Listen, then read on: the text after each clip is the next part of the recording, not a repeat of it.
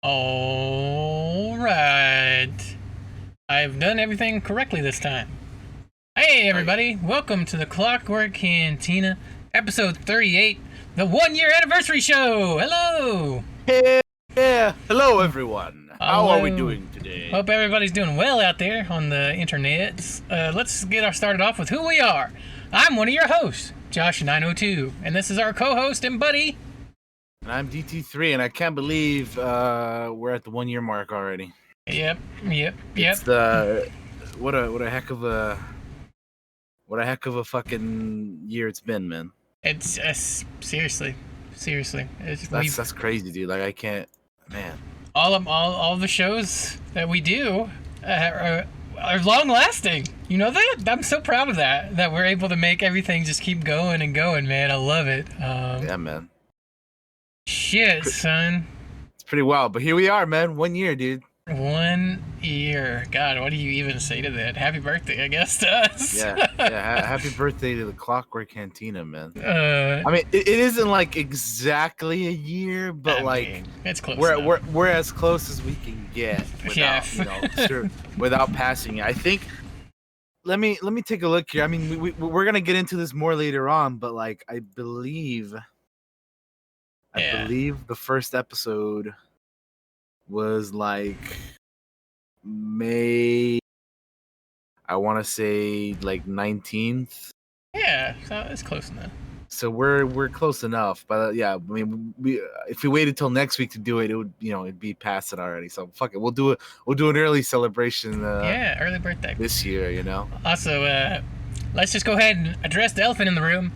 I can't tame this hair. Okay, I tried. I got like 3 spikes that just won't go down. There's nothing I can do. I tried. I'm just gonna address it now. I tried. The hair controls itself. Look, you can't tame the mane. You know what I'm saying? So that's what you gotta do. It has a mind of its own. It truly does. So I figured we'd just get that out of the way, because I'm sure somebody in the comments would be like, what the hell is going on with Josh's hair? I tried. I did. I tried real hard. I just gave up. I accepted it. You should too. But what you been up to this week, man? Let's just get into it, huh? Let's see. What have I been up to? I have. So because Battlefront 2 not came out, but it was on sale for PC and stuff. Picked it up, been playing a lot of that. I also was on Blind Wave stream yesterday when they were streaming it. Hell yeah. That was kind of cool. Been playing some more Chimera Squad. The last stream that I did, I beat like 12 missions in one day, which was pretty great. Oh hell yeah.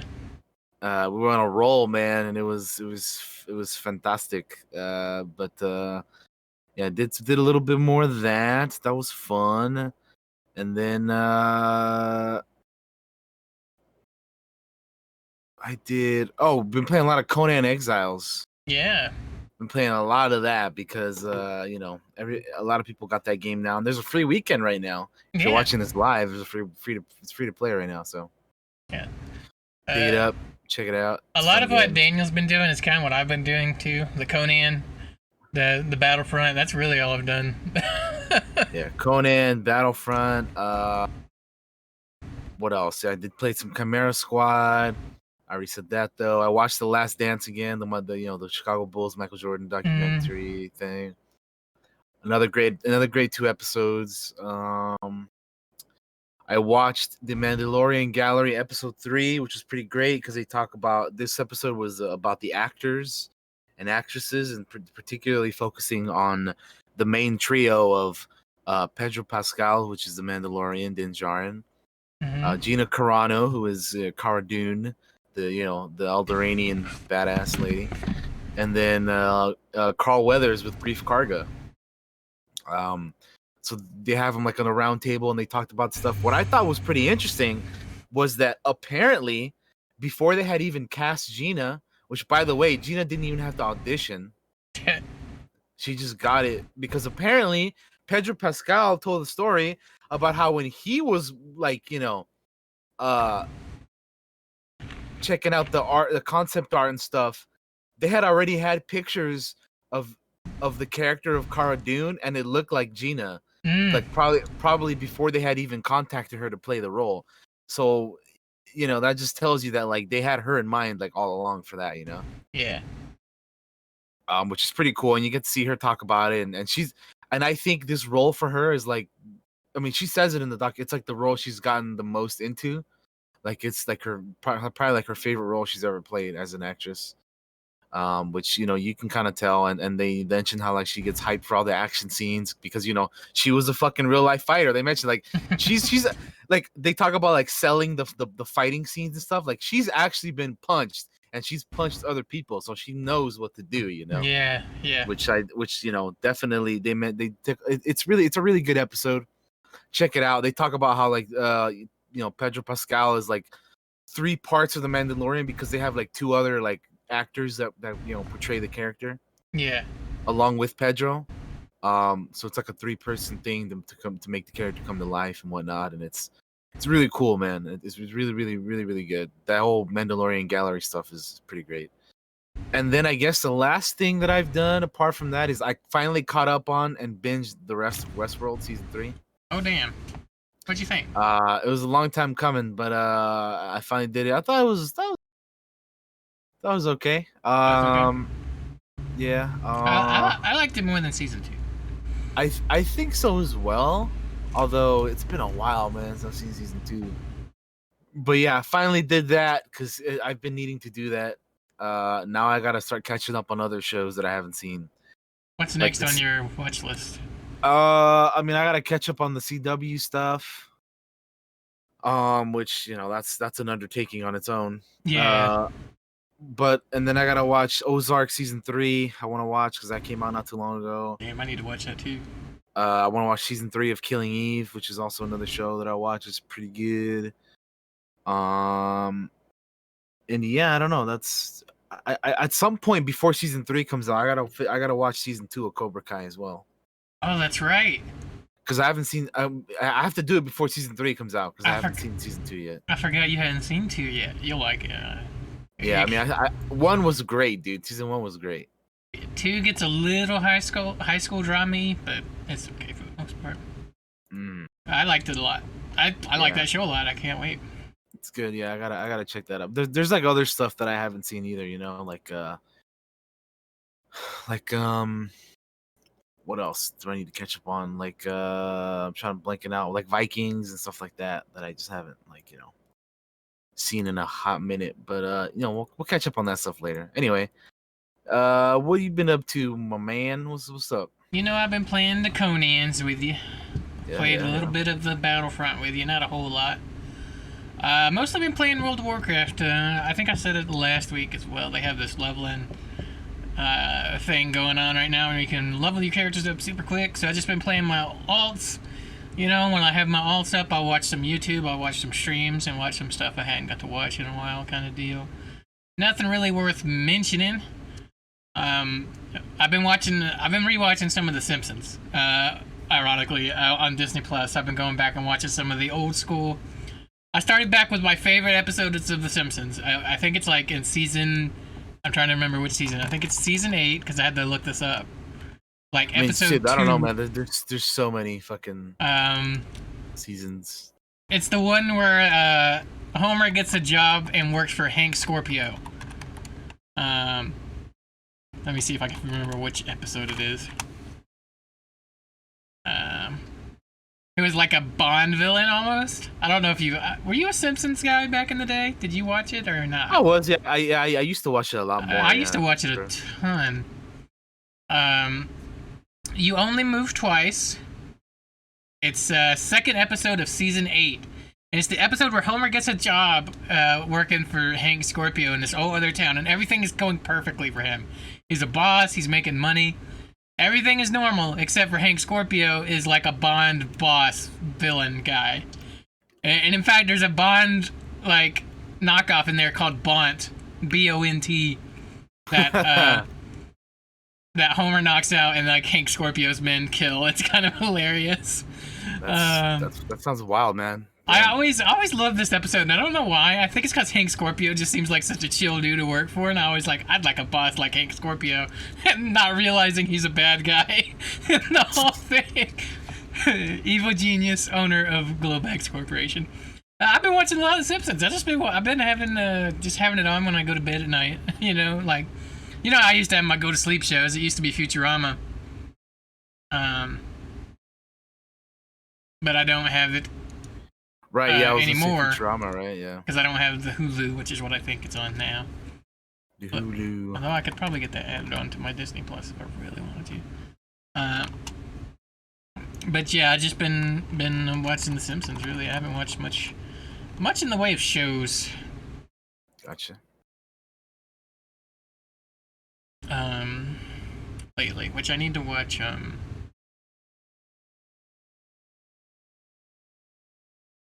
I need to watch Castlevania. That's what I was trying to think. Oh, you do, man. Yeah, Castlevania is good stuff, dude. Yeah. Castlevania is good stuff for sure. Definitely. I need to watch both seasons of that. I should just throw that on when I'm leveling my character in WoW. Dude, they're like short episodes, short seasons, and they're good stuff, man. It really is. Castlevania is awesome, man. Fuck. Yeah. I really enjoy that show.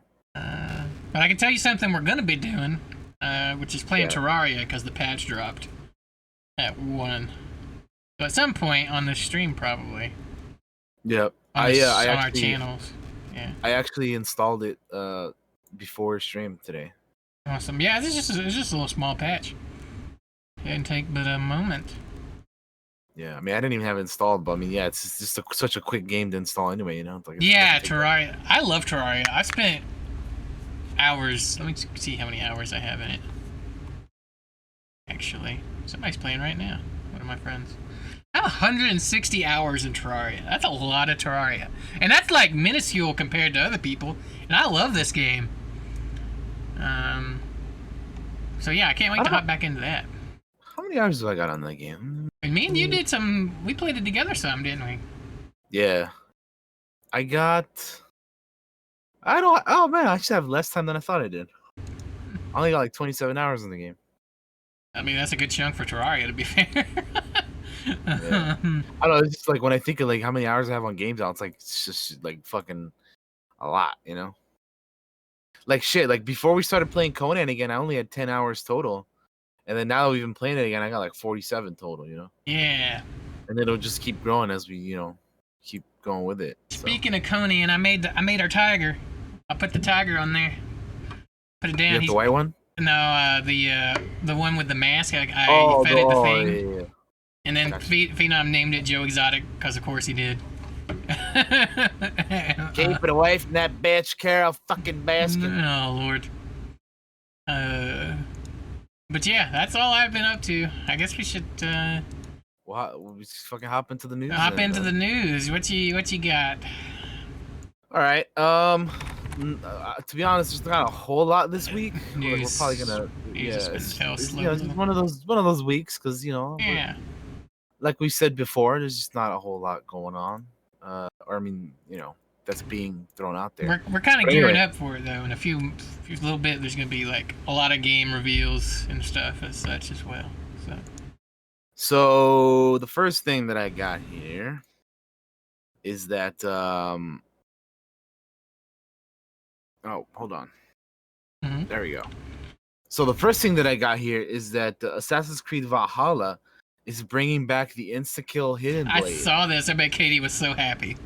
She was, because I saw her I posted the link in my Discord and she was like, "Oh my god, this is what I've been asking for." Yeah, no, that's what she wanted really bad. So I was like, "Oh, apparently, happy. I haven't played Origins or Odyssey, but they took it out. That's kind of lame, dude." It's more like you have to upgrade it, and once you upgrade it, it becomes kind of instant kill to a point. That's kind of lame, dude. But it looks like it's coming back. Yeah, I mean, it's coming back for Valhalla, so that's pretty cool, man. Yeah. They had a little quote saying, "We wanted to look at the old games and see the greatness that those games had and acknowledge what's great about the updated formula. There was an identity and uniqueness that we wanted to bring back for Valhalla." So yeah, they're bringing it back.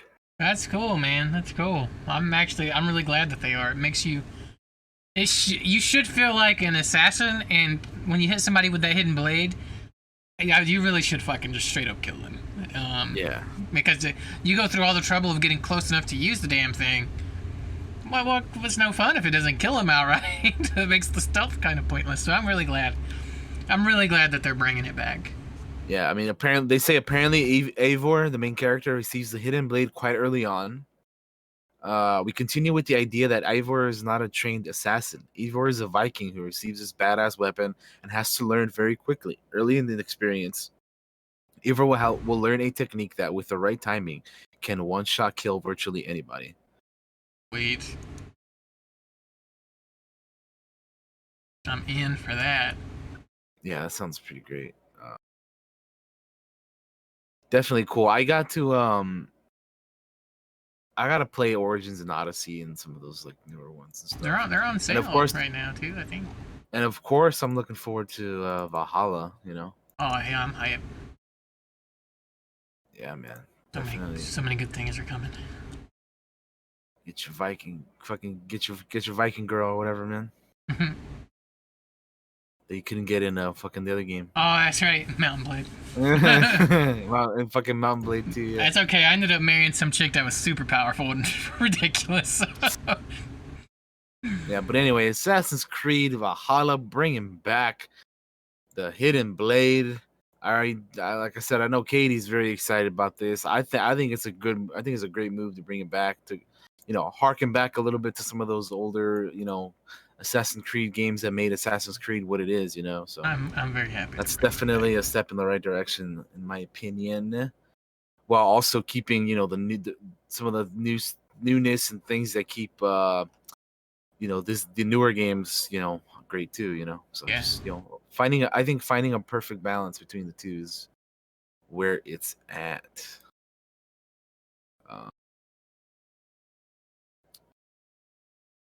What else do we have here? If that's all, we can move on to something else. Is that all you got on Assassin's Creed? On Assassin's Creed, yeah. All right. I got nothing else for the old Assassin's Creed. All right.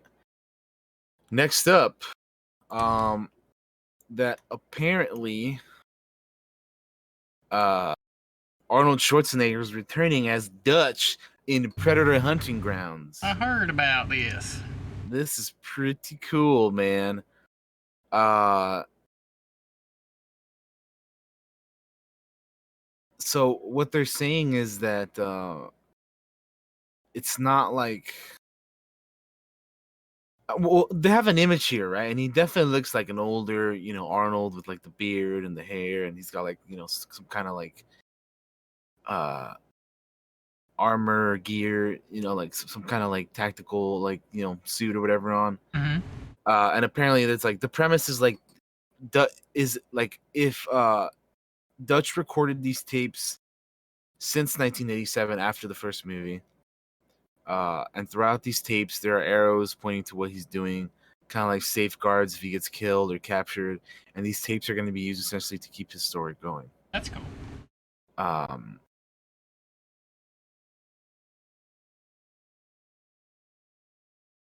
And there's a pretty cool image of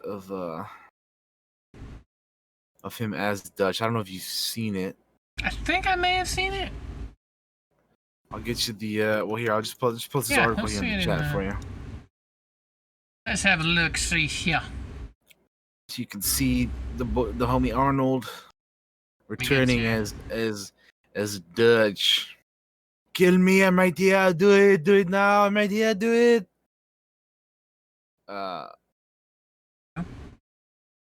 It's crazy how like Arnold and Dutch haven't been a part of Predator since the first movie. It is weird, isn't it? I always wondered what happened to Dutch afterwards. Because whenever I think of Predator, I mean, obviously besides the Predator, Dutch, dude, like he's the guy, Mm-hmm. And like they haven't used him since the first movie back in the day, so it's pretty nuts that they're finally bringing him back, Yeah. I dig it. He actually looks like a fucking Nod soldier from fucking Command and Conquer, to be honest, with the gear. Yeah, I was like, the gear looks a little like fucking. I mean, these motherfuckers were like shirtless and shit in the first movie, dude. Yeah. You know what I mean? And now he's got like all this gear and shit. He's got like a shoulder plate on. Yeah, he's got like a pauldron, shoulder pauldron on it, whatever, man. It's pretty nuts. But that's cool, man. I think it's pretty awesome. I think, if I'm not mistaken, he even like tweeted something out. Arnold did. What I find interesting about this is they put the Terminator in Mortal Kombat, and he didn't voice the Terminator in Mortal Kombat, but he's gonna voice Dutch for this. So I find that interesting. I wonder what that means. I wonder if they didn't offer him enough money over at the old Mortal Kombats.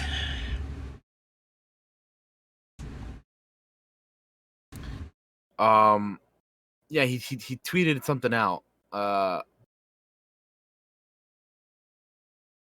Which says, I'm gonna quote his little thing here. He says, "It was really fantastic to step back into this role. I had such a fun time working on this, and I hope you enjoyed playing with Dutch as much as I enjoyed voicing him." And then there's a picture of the character with Predator Hunting Grounds. Yeah. He's got that same pose from the first movie, of course, you know, but obviously with the updated look or whatever. Arnie should voice more characters in games. Yeah, man. Although I guess probably game companies are more worried, like, it's going to take them out of the experience because it's Arnold. Because, I mean, you're instantly going to recognize him, right? In anything he would ever do. I mean, whatever, dude. Like, he's Arnold, man. Like, fuck it. Who cares, man? Yeah, I mean, I guess that's what you're paying him for. You want Arnold in your game. Yeah. But yeah, pretty cool. I think it's awesome. I still need to get Predator Hunting Grounds. There's so much. I definitely want to try it out. But yeah, there's a lot of games to play right now. That we're just doing, you know? Like, we're getting caught up on stuff. We're playing a lot of co-op stuff together. And yeah, it's pretty nuts. I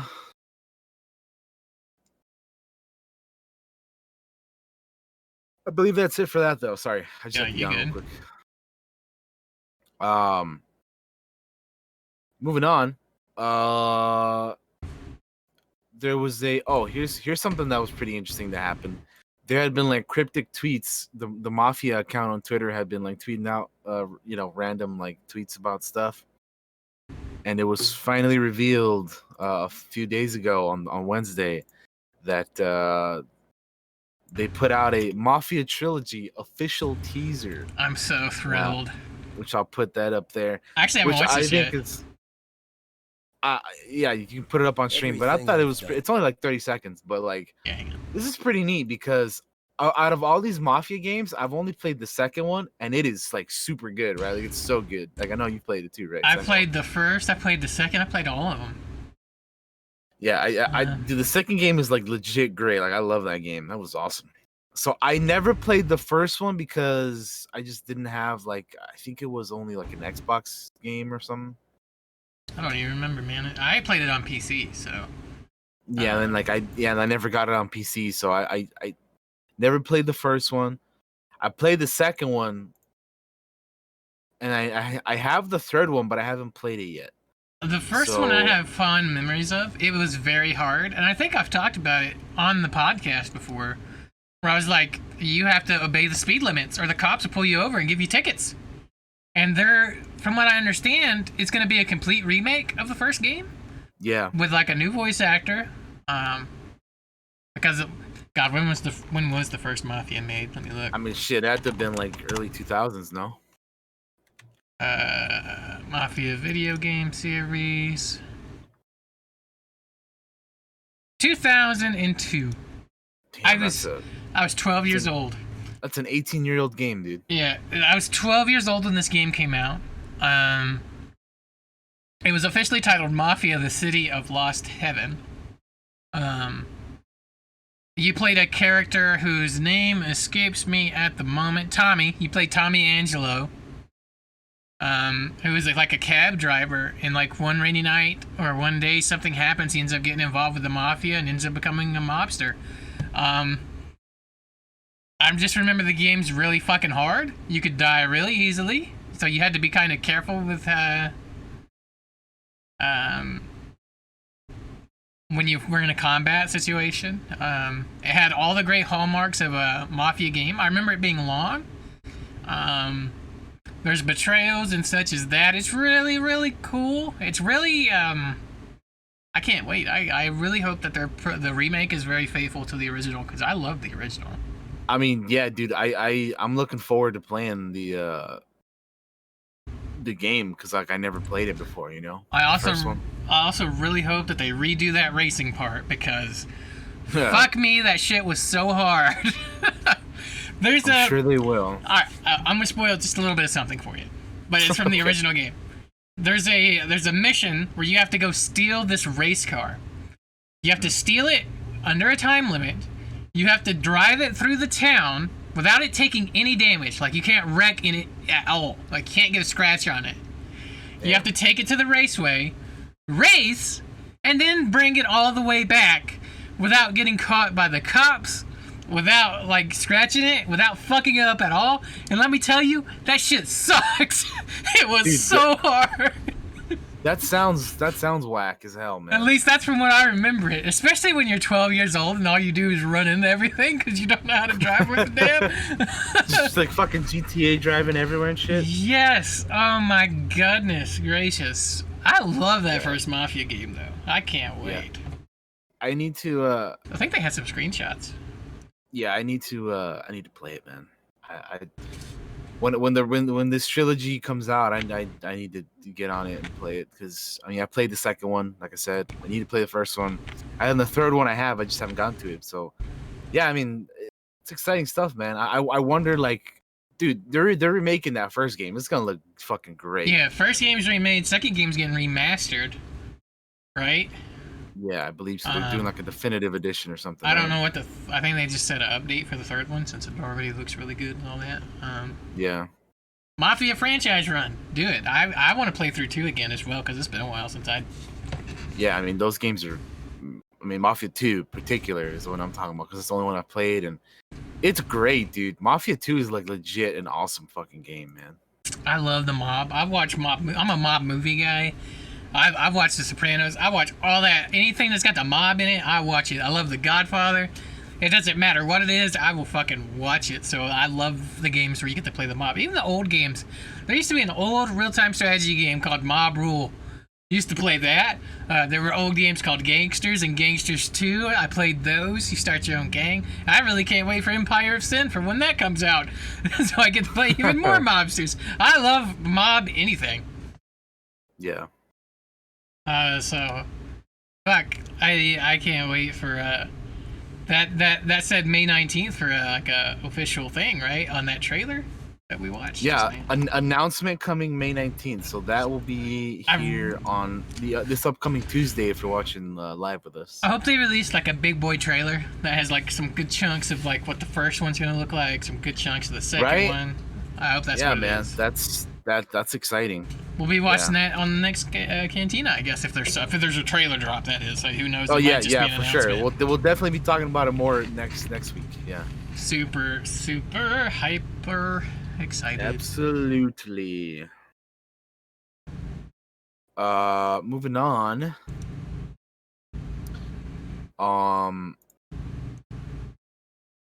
What do we got here? Oh, so this is pretty cool. The Unreal Engine released a little like 2-minute next gen real time demo running on the PS5. Oh yeah, yes. I saw parts of it. I mean, dude, like, put it up there so we can check it out because it's pretty. I mean, it looks pretty good. Like an Unreal 5. Let me see if I can find the demo.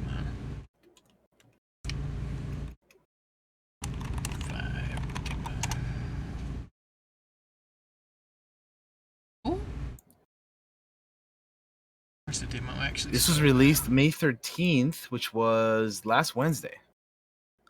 What's really great about this, by the way, just while I get it ready, is how they're making it possible for indies to use their engine, which they don't pay Epic a thing.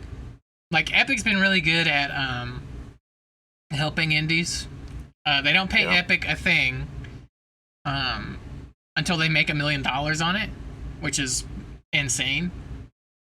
So if you make a game using their engine, because when you buy somebody else's engine, you got to pay AAA companies pay fortunes for stuff like this, right? Like millions of dollars.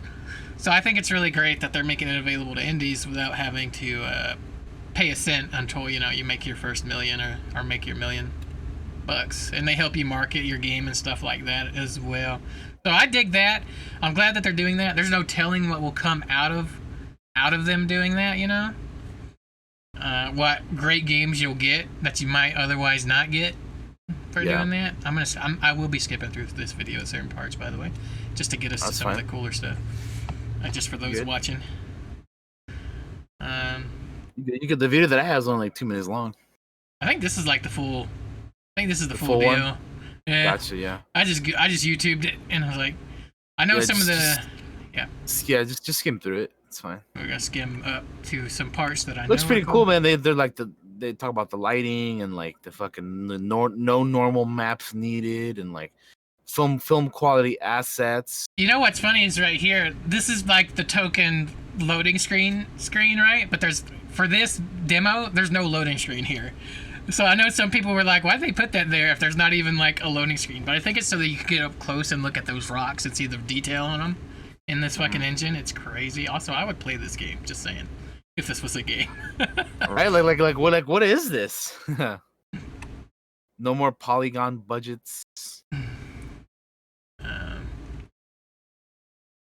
Nanite virtualized geography or geometry rather. Skip ahead to some other parts.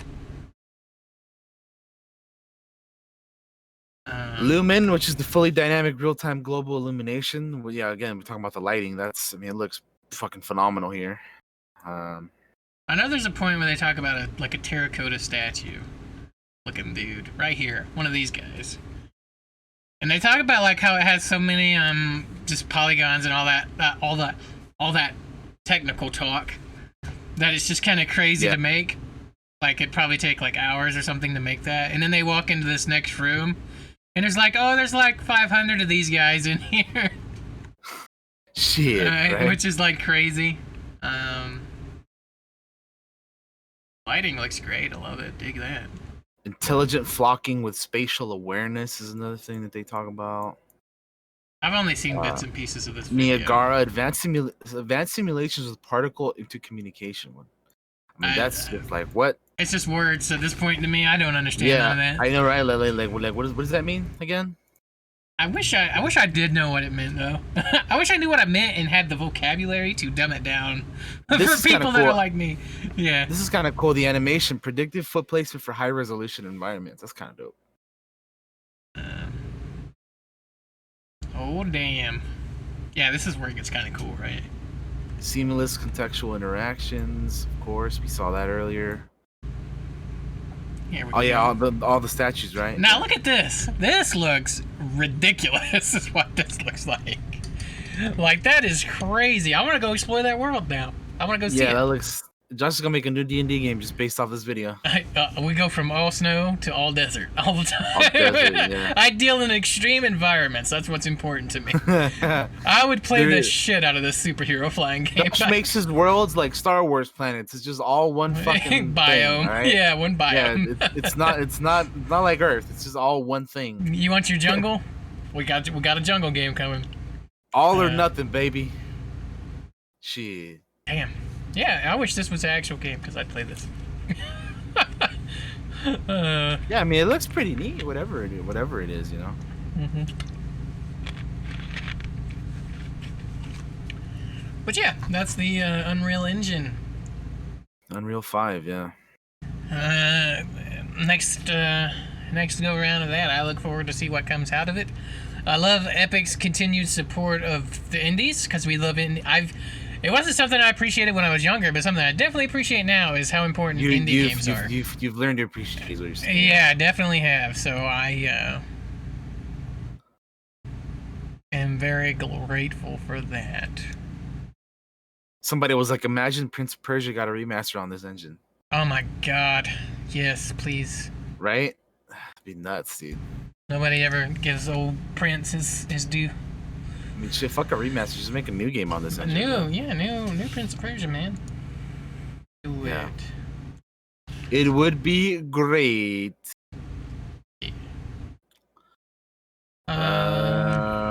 anything else on that? No, I mean, it looks great. Apparently, it's got like a 2021 release date or something. For that, That shit's crazy. yeah, I mean, it's nuts. So they got a little blog post if you guys are interested in checking it out. It's called "The First Look at Unreal Engine 5." And apparently the demo is called "Lumen and the Land of Nanite," which is what that whole thing was that we were looking at. And yeah, I mean, they kind of just like briefly go over, they have some screenshots and they talk about like some of the things, and it's cool. Check it out if you're interested in that. They say that Unreal Engine 5 will be available in preview in early 2021 and in full release late in 2021, supporting next-gen consoles, current-gen consoles, PC, Mac, iOS, and Android. We're designing for forward compatibility so you can get started with next-gen development now in UE4 and move your projects to UE5 when ready. We will release Fortnite built with UE4 on next-gen consoles at launch and in keeping with our commitment to prove out industry-leading features through internal production. Migrate the game to UE5 in mid-2021. All right. So yeah, I mean, there's more to it. It's a long little blog post there. Check it out if you're interested. UnrealEngine.com, and then you'll it's there. What else do we got here? If that's all you got to say on that, or if there's anything else, feel free to. No, that's all I got for the UE stuff. I got some stuff I wanted to ask you about after you're done with all the game stuff. Okay, cool. All right. Next up we have the here's something that I saw a lot of people get pretty hyped up about as well, is that they're remastering the Tony Hawk Pro Skater game. Yes. There's a little trailer too. I'm gonna pull it up. Yeah, man, feel free to put it up. So I never really played these games. Like, they were never really my thing. I played them a little bit. But I I guess I understood why people played them, and like I got, like, I can get it right, Mm-hmm. So I mean, yeah, it looks the new this new stuff here looks pretty great, So Mm-hmm. I just never really personally. Oh my god, that's what it used to look like too. Holy shit! Woo! Yeah, I mean, you get to see the difference. I mean, look at that, dude. It's crazy. It's bonkers, bro. I'm gonna play this when it comes out, because I remember I had fond memories. Yeah. I know for some people, the Tony Hawk games also introduced them in their younger years to just an entirely new generation of music, and it's coming back. Apparently, they're coming back with a lot of that old music that were in the first two games. So that's a good thing. I know that was a plus for many people. This looks fun, man. Oh god, don't get hit by a car. I actually haven't watched this trailer. Oh, it's got multiplayer, Daniel. We can skate together. Skate together. Don't you want to skate together? Grab your board and I'll grab mine, dude. Let's go, bro. We'll go. Yeah, we'll go. Fucking shred some gnarly kick flips, bro. Hell yeah, man. Pre-order and get access to the demo. Wow. Actually, I'm talking more like a fucking surfer bro. I'm talking more like a surfer bro than a skater bro. Shit. I think that's cool though, man. Hell yeah, man. I think on the subject of Tony Hawk, I think they got a documentary coming out or something, don't they? They do, yeah, they do. I believe so. I believe they do. I'm gonna Google that real quick. But speaking of the Tony Hawk Pro Skater remaster, 5 classic tracks won't be in the remaster. Rip. So the 5 ones that won't be in the remaster are Psycho Vision by Suicidal Tendencies, Committed by Unsane, Bring the Noise by Anthrax and Public Enemy, B-Boy Document 99 by The High and Mighty, and then Out with the Old by Alley Life. So those will not be in the new remasters. But apparently every other song that you remember did make it in. I can only imagine how hard it is to bring something that had soundtracks that old and is like hard to get licensing for probably nowadays and bring it back into the more modern remakes. So the fact that they got most of that stuff and that's all that's missing is kind of a shocker to me. Yeah, it's just 5 out of the the entire soundtrack of Crazy. Yes sir. Yes sir. Yes sir. Yes sir. Alrighty. The next thing, if we're done with that, that's all I got for the old Tony Hawks. Alrighty. The next thing is that apparently, don't expect Anthem 2.0 anytime soon, because BioWare says the game's overhaul is going to be a longer process. I don't remember exactly when they said this was supposed to be overhauled, but like when did this game come out? Like early last year? Shit, I don't even know, bro. Like February of last year or something. I want to say it was like early last year, but I don't know. They're apparently like working on overhauling the game and longer term redesign. Okay, so yeah, BioWare head Casey Hudson confirmed a longer term redesign of the game was underway in February of this year.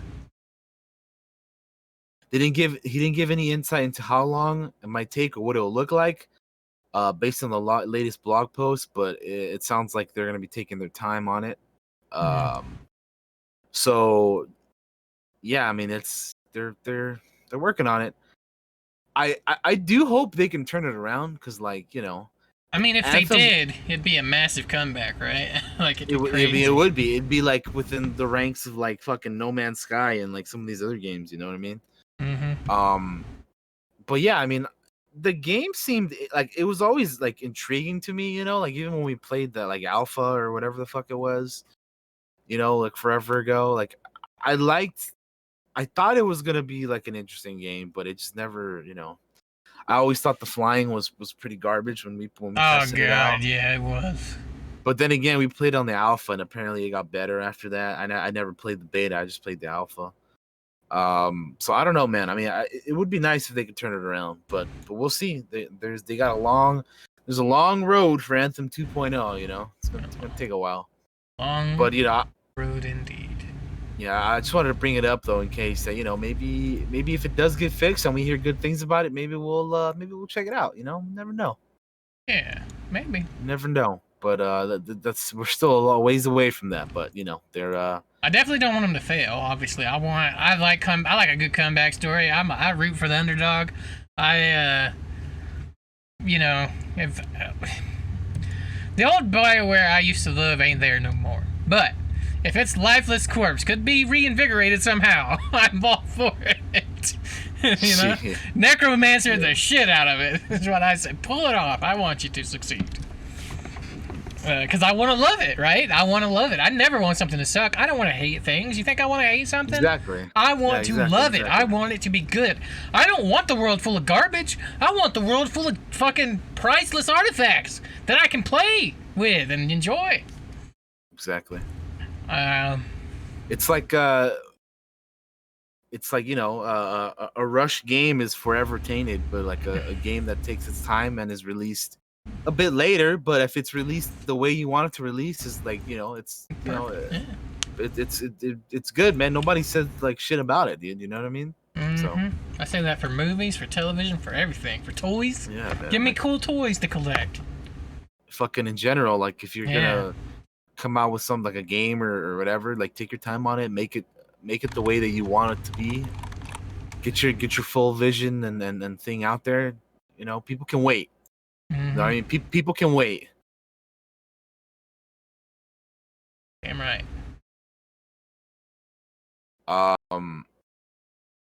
Anyway, moving on.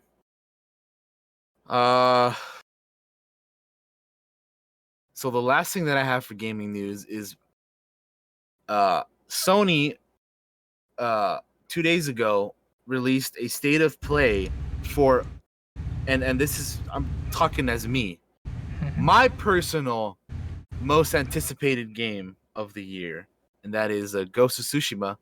They released a state of play 18-minute type thing. I was messaging Daniel while this was going on. He was watching it. Yeah, And I was watching yeah. it. So like I know both Josh and I watched it because when it came out, we were like we were sending messages back and forth. But yeah, this is my most anticipated game. Josh, I'll put a link up for you there. And yeah, I mean, like this was already my most anticipated game. Like I was already hyped for this, but watching this video, the state of play video, has me like over the moon of it with excitement, man. Like I cannot wait for this game. I need this game yesterday. Like that's how bad. Like I want to play this game like now. Like if I could play this game now, I fucking would. Yeah, I'm super excited for it. I cannot wait for this. Josh's probably gonna have to skim through it because it's a long video. Yeah, but no, like, I just wanted to show the opening shot because I love. Yeah, it's a beautiful looking game. I love how wide open it is. God, man, I need this game, man. I can't stress it enough. This is my most anticipated game of the year, and there's some pretty good games coming out this year, but this one is just at the top for me because I'm just like, man, it looks like everything that I want it to be. Actually, I could probably play this at faster speed. It is incredible, And we could probably get through a good chunk. There's the map. I think the map looks pretty interesting. I like the look of it. I like how the wind is what guides you. There's not like a big mark. Yeah. Look how little UI. There's like no UI. Very, very tiny UI, right? When you're out and about. I think when you're in combat you get a little bit more, but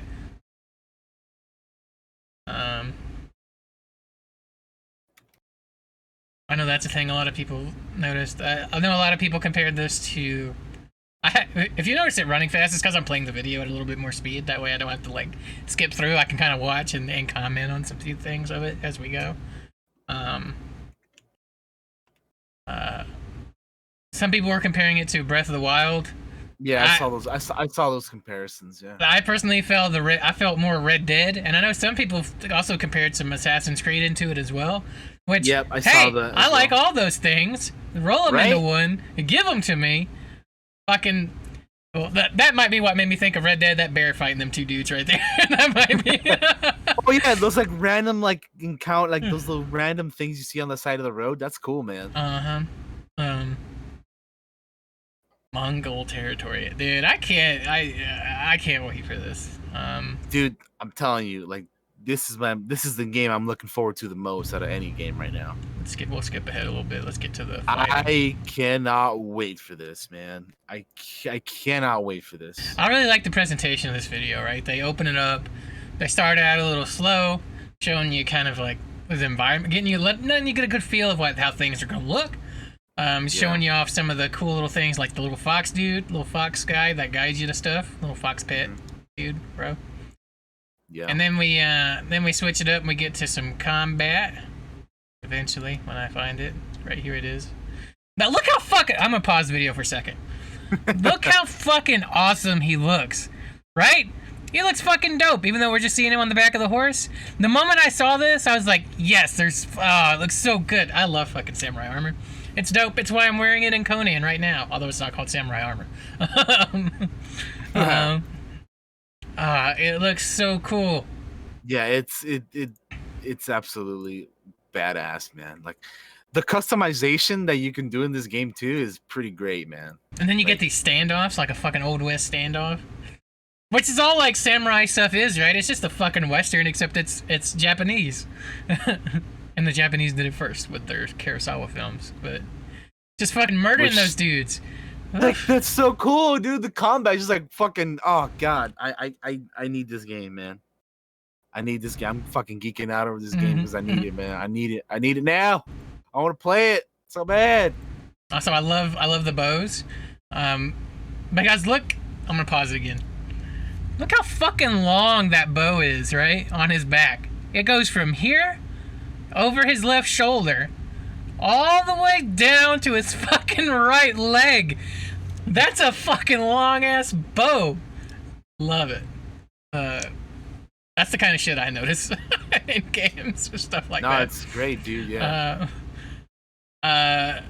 Oh, I didn't notice that before, but there's a little visual indicator right before the dude attacks on the weapon. I noticed on with that spear anyway. I noticed for a second. Deflecting arrows, which is pretty cool. There's some there's multiple stances because he changed to that water stance. Like I said, if you're watching this with us and you notice it being kind of funny, it's because I have it sped up. What do you think of the ghost part? This little part coming up right here.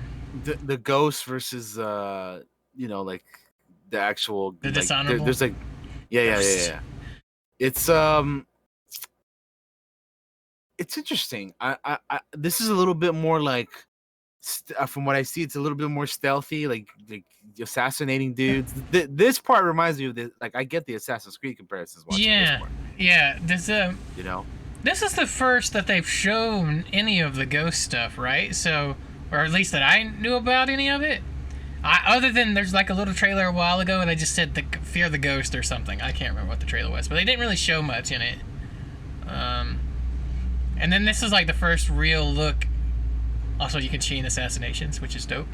I when I saw that, I fucking did a Ric Flair woo, man. I'm not even lying, dude. Did you ever play the Tenchu games? Because that's what this makes me think of. Tenchu, I did not. No. They're old. God, they're from forever ago. But you played like ninjas, and like there was combat, but it was mostly stealth and stuff like that. I love Tenchu. I haven't played those. Fucking gonna stab this motherfucker? Yeah, fucking use your fear. Fucking cold-blooded. Just walk up and stab him. Cold-blooded. Straight up, just walks up and murders that guy while he's freaking out. Yeah. We're gonna skip ahead a bit more here. I don't want to watch the whole deal. Definitely go watch this video with all the voiceover and all that sound effects and all that on your own as well.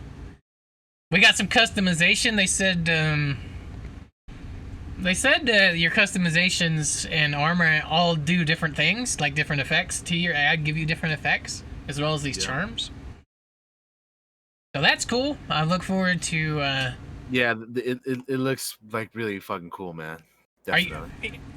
Based on what you know right now, how are you going to play this game? Are you going to go like full samurai? Are you going to do a mix? You going to do like full ninja? Because I might do the full ninja deal, if I can, for the most part. I might do a mix. Although I will admit, I want to walk around in that samurai armor and just look dope. No, right? I mean, it's just like, come on, man. Yeah, I don't know. It'll probably depend. There might be parts of the game where I'm like, oh, we're this, and then I'll switch over to that or whatever, you know. So yeah, then of course the photo mode, which every game has. You gotta have a photo mode nowadays. Oh, I mean, for this game especially, dude. I mean, this game is look how pretty it is. Yeah. It's a beautiful looking game. And they let you customize and change all the particles. You can change your music if you want to do like a video. You can change like the leaves and like fucking the wind and like it's crazy, man. It's fucking nuts, dude. I really like this. I like the one in the bottom right and the one in the top left of the ones they were showing there. You're gonna have a Japanese voice track because, of course, why wouldn't you? You've got to have one. Dude, this made me consider: should I play the game in Japanese or English? I know. I'm having a hard time trying to decide as well. I don't know what I want to do. I'm trying to decide what I want to do, man. I don't know, man. Cause like to get that like realism, I'm like, man, I might go Japanese, dude. Yeah. Like it's not too bad. Like I've seen anime. I could fucking read shit, you know. Yeah, exactly. I've seen Parasite, even though I know that's Korean. So I read subtitles. Don't give me shit for that. I'm just saying I read subtitles, you know. Yeah, exactly right. The cinema mode. What do you think of this, man? I wasn't actually expecting this, to be honest, and I probably should have.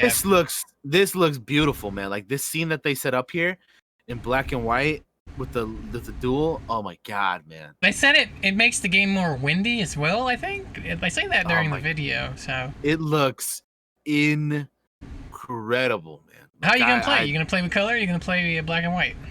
I'll play with color, but like black and white looks, I mean, it looks, I wouldn't mind playing in black and white again, you know, like on a second playthrough or whatever. You know, before this comes out, we should go back and watch some of those old Kurosawa films.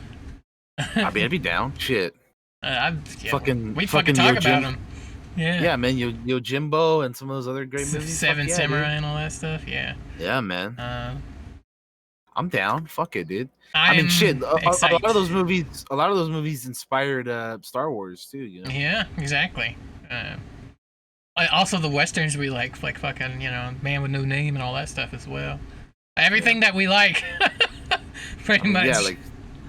Yeah. I'm excited. I can't wait for this to come out. I'm gonna play the shit out of it when it comes out. I'm gonna get my hands on a collector's edition if I can, because I want one.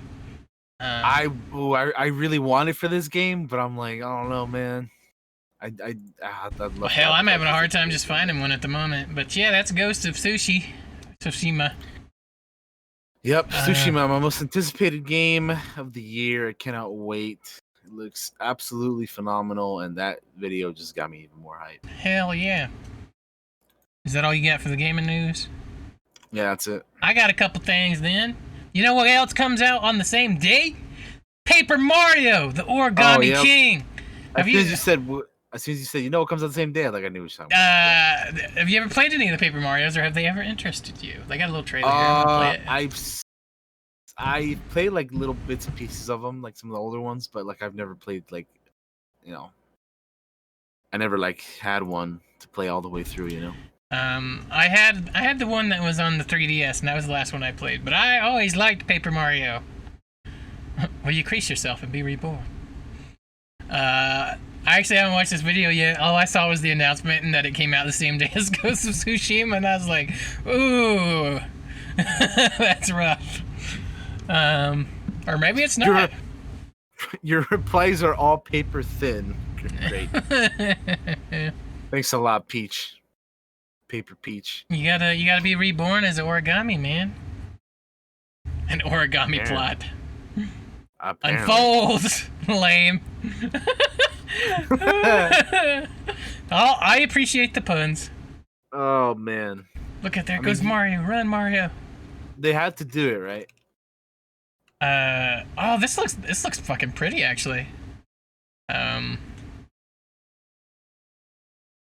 Yeah, I'll probably play this. I'll be honest. I'm gonna play Ghost first though, but I will definitely probably check out some Paper Mario. Because I like Paper Mario a lot.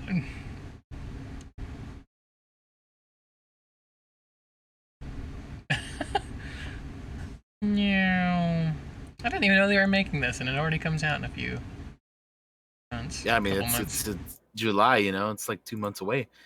It's literally 2 months away from like this point. Yep. So that's a thing. That's a thing that's coming. Yep. What I was gonna ask you about was, what do you think of this new Twitch update of all the different like our channels look different now? Did you notice this? I mean, they had been teasing about wanting to do the channel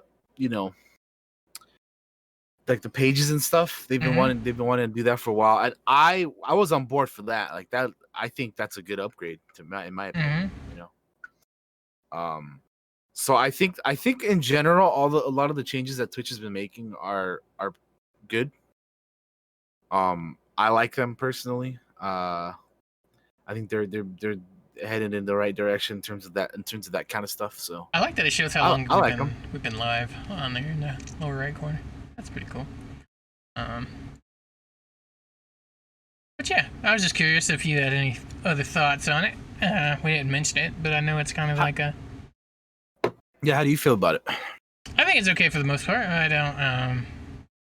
Everything seems to work. I feel like I've had a little bit of a harder time getting to VODs and stuff, because when you go to somebody's page when they're offline, it kind of throws you into this other kind of deal. But it might be just because I'm not used to it yet.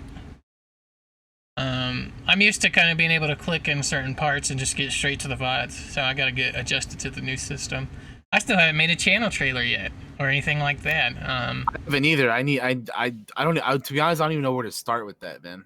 Yeah, same. I'm gonna watch some others. I think is what I was gonna do, and just get some examples of what they kind of did. I've never really been like the biggest, like video editing person anyway. Like I wouldn't even know how to like. I'm terrible at self promotion. I'm awful at it. I don't know, man. I'd have to think about the channel trailer because I wouldn't know what to put in there.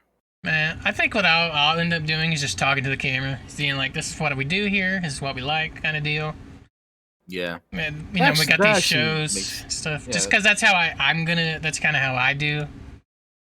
Just kind of explaining it. But I'm sure other people would do like some crazy shit, probably cut it together like movie trailers and all kinds of craziness. For sure, yeah, for sure.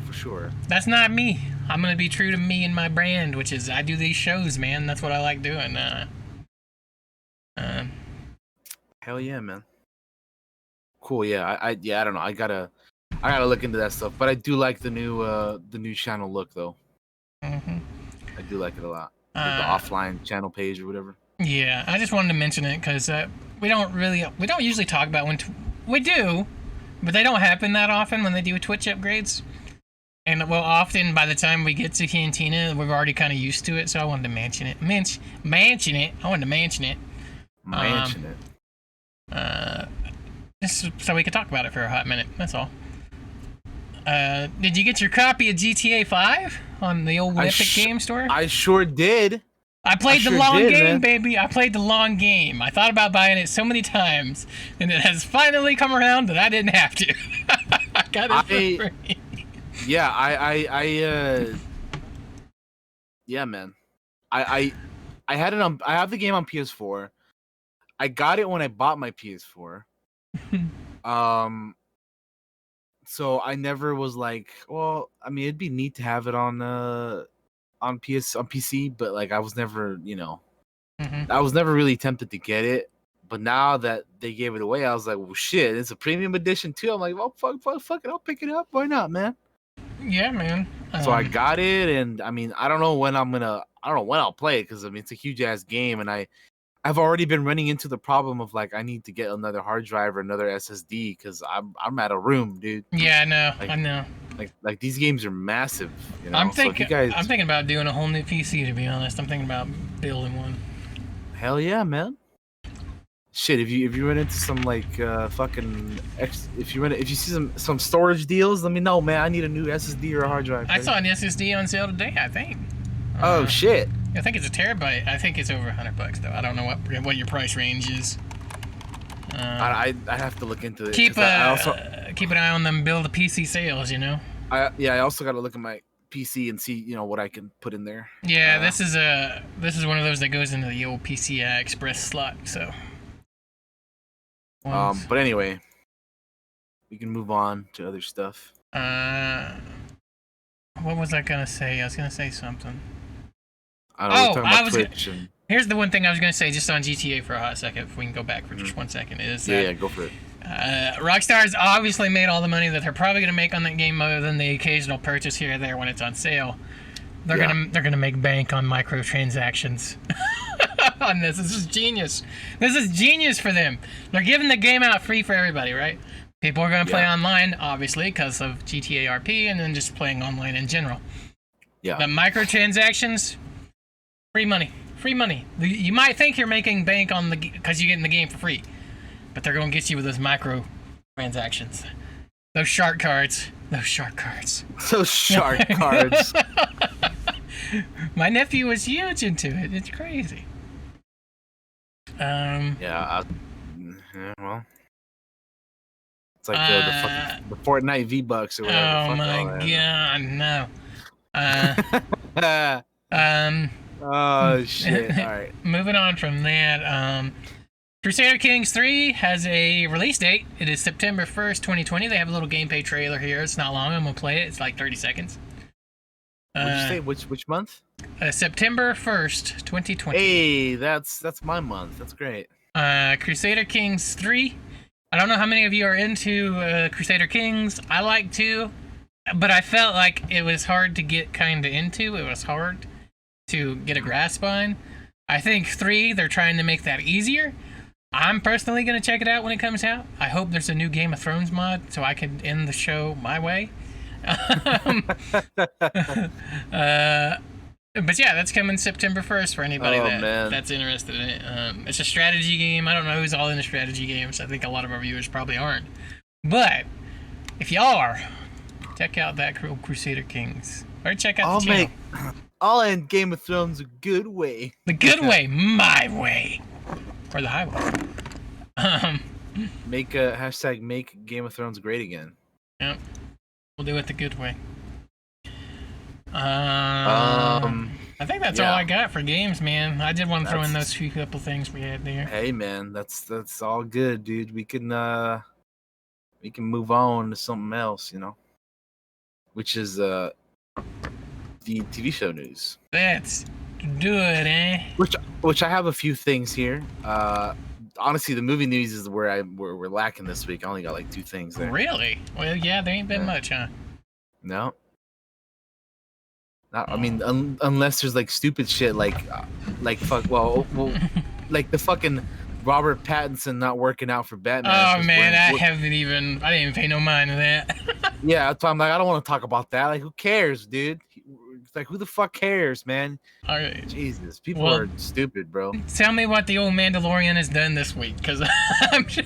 Well, we'll get there, but just you wait a second. The first thing is something that I think is pretty good news is that Swamp Thing, which was canceled at DC Universe, it's coming back to the CW. I really enjoyed Swamp Thing season 1. It was the only one of those DC Universe shows that I watched. And I really enjoyed it. I thought it was really good. I know Josh watched it as well. It was very very gory at times. I was surprised with how much I liked it. It was really, really cool. No, I dug it. I enjoyed it quite a bit. It was hard to enjoy, though, because before we'd even gotten through it all, they were like, yeah, we're not doing any more of this. Yeah, I think it was like after like how many episodes was it? And they're like, oh, well, it's fucking canceled already. Because of like a tax thing. That whole thing is weird how that happened. Yeah, it's so... Anyway, it's coming back to the CW. So they're going to be showing it on the CW, and then hopefully we'll get a season 2 as well. Because yeah, man, I really enjoyed that. So I hope that with them acquiring the rights to that show, they'll continue it. Because as of right now, as far as I know, they're gonna show season 1 on the CW. Like we're gonna replay it on there. But I don't know if they're going to like continue on with the season 2. I hope they do. I really hope they do. This gives me hopes for them that they will. If you're listening out there, CW, please putting it out into keep the something ether. alive. It's gonna happen. We're gonna use our magic powers. And although you can't keep it as gory as it was on the DC universe, try to do as much as you can, because it was the way that it was perfect. So yeah, just I mean, all I got to say on it is I'm glad it's on the CW. I hope they renew it for season 2, because it was my favorite of the DC Universe shows. I mean, it's the only one that I watched, but still, like, it was. I mean, that should tell you something if that's the only one that I watched. Yeah, it was good. It was good. I really liked it a lot. But yeah, I really enjoyed it a lot. I thought the cast was pretty good. So yeah, hope they bring it back, man. See, because I was an old school Swamp Thing fan. I watched the fucking old sci-fi movies and all those old ones too, man. So I grew up with that shit. My grandma loved that crap, and when I go over their house, that's what she have on. Old Swamp Thing, or the Sci-Fi Channel, and Swamp Thing would be on it rather. Because my grandma's weird. She likes really scary shit all the time, and like all those weird like creepy movies. That's what her jam is. Hell yeah, man. That's cool, though. But yeah. Anyway, good for Swamp Thing. Anyway, hopefully they bring it back. But that's it for that. We can move on. Now we can move on to The Mandalorian, Josh. Okay? Let's do it. Hit me. So, Mandalorian. We got more casting rumors. I feel like literally every week for the past however many weeks, we have some sort of Mandalorian something in here, man. Which I love. I mean, I'm all about Star Wars Mandalorian news. This season 2 is going to be packed with stars. So we have more casting rumors for season 2. We got 2 more people. Apparently, rumor again. All these stuff that we've been talking about like every week for the past however many weeks, they're rumors. Nothing is confirmed, but they're being reported by highly reputable sources like Deadline and THR and whatnot. And of course, season 2 is already wrapped. Like they're not, it's done filming. They've been done filming it for a while. So all this stuff with these people that are supposed to be in season 2 coming out is they're just, I guess they're just these places are just now learning of it because they're not filming anymore, so it's not like it's happening right now or anything. Not like it would be anyway with what's going on, but So apparently, the latest rumor is that Katie Sackhoff will play the live-action version of her Clone Wars and Rebels character Bo-Katan in season 2 of The Mandalorian, which I feel this makes a lot of sense to bring her as the live-action version of this character. Okay. Because again, she voiced the character in the shows, and I mean, Katie Sackhoff is widely known for Battlestar and things like that, and I feel like it's just adding another name to the show, especially because she already plays the character. I think this is an easy call, man, and it makes sense because spoiler alert: at the end of season 1 of The Mandalorian, fucking Moff Gideon pops out of his crashed TIE fighter and he has the damn Darksaber. And who had the Darksaber before her? Fucking Bo-Katan. So it would be interesting to see what they're gonna do with that, with that storyline. I mean, yeah, I'm all about it, man. I think if she is indeed coming back, then this is a very smart decision by them. And it's going to be cool to see her play the character in live action, not just portray her in the animation. So very, very exciting. I think it's a good decision, and I'm excited for it. Well, yeah. That's all you got. Yeah. I have no other words. She's a cool character. You summed it up perfectly. All right. I'm excited. There's nothing else I can say. I'm just excited for it. So the other character, the other actor who's rumored to show up in the Mandalorian for season 2 is the actor Timothy Olyphant. He's apparently going to be in season 2 of the Mandalorian. Now his character, we don't know if he's going to be a returning character in the universe, or if he's going to be a brand new character, but he's going to be in the show apparently. And yeah, I mean, we don't know much about him other than he's going to be in it along with Tamora Morrison and Michael Biehn. Which, did you remember that Michael Biehn also is going to be in this? And fucking, there's so many casting rumors, man. Like, it's season 2. If all these people that are being rumored actually are gonna be in it, it's gonna be stacked, man. Like, I'm super excited. I can't wait, dude. It's gonna be incredible. And yeah, I mean, as far as Timothy Olyphant stuff goes, I mean, yeah, I mean, I don't know who he's gonna be, but he has been in stuff such as Justified. He's been in a few other movies like Crazies and whatnot. He's been in some stuff. He's in the show Santa Clarita Diet, which I haven't seen, but I heard people like it. He's been in Fargo, which I need to check out as well. Yeah. He's been in some stuff here and there, so yeah. Anyway. Sorry guys, I had to adjust my noise gate there for a second. My fucking. This is all just adding talent, so it's good moves by them. My shit was being funky.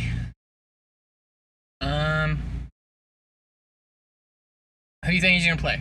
Sorry, that's what I was gonna ask. Have no idea. No, I have no idea. Because who knows, man? I had to adjust. I don't know. I think he's gonna be a smuggler. Smuggler? That's my bet. I'm putting $5 on it. All right. Tweet at me. Get you $5 if I'm wrong. Whoever wants to take him up on that bet. You know? Hey, guess what? I win because that means you have to follow me. Hey.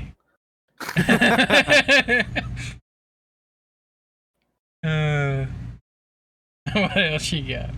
That's funny. Anyway,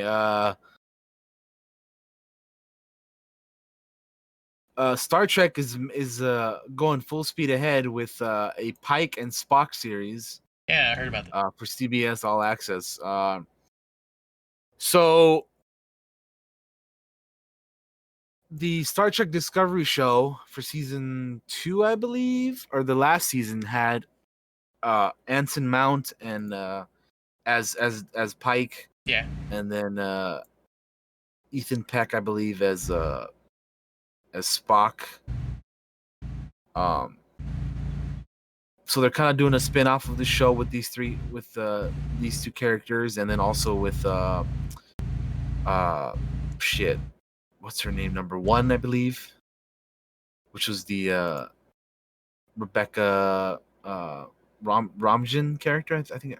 Yeah. Mm-hmm. I forget how to pronounce her last name, but all 3 of those characters that were like from, that showed up in that season are gonna be getting their own like pretty much spin-off show.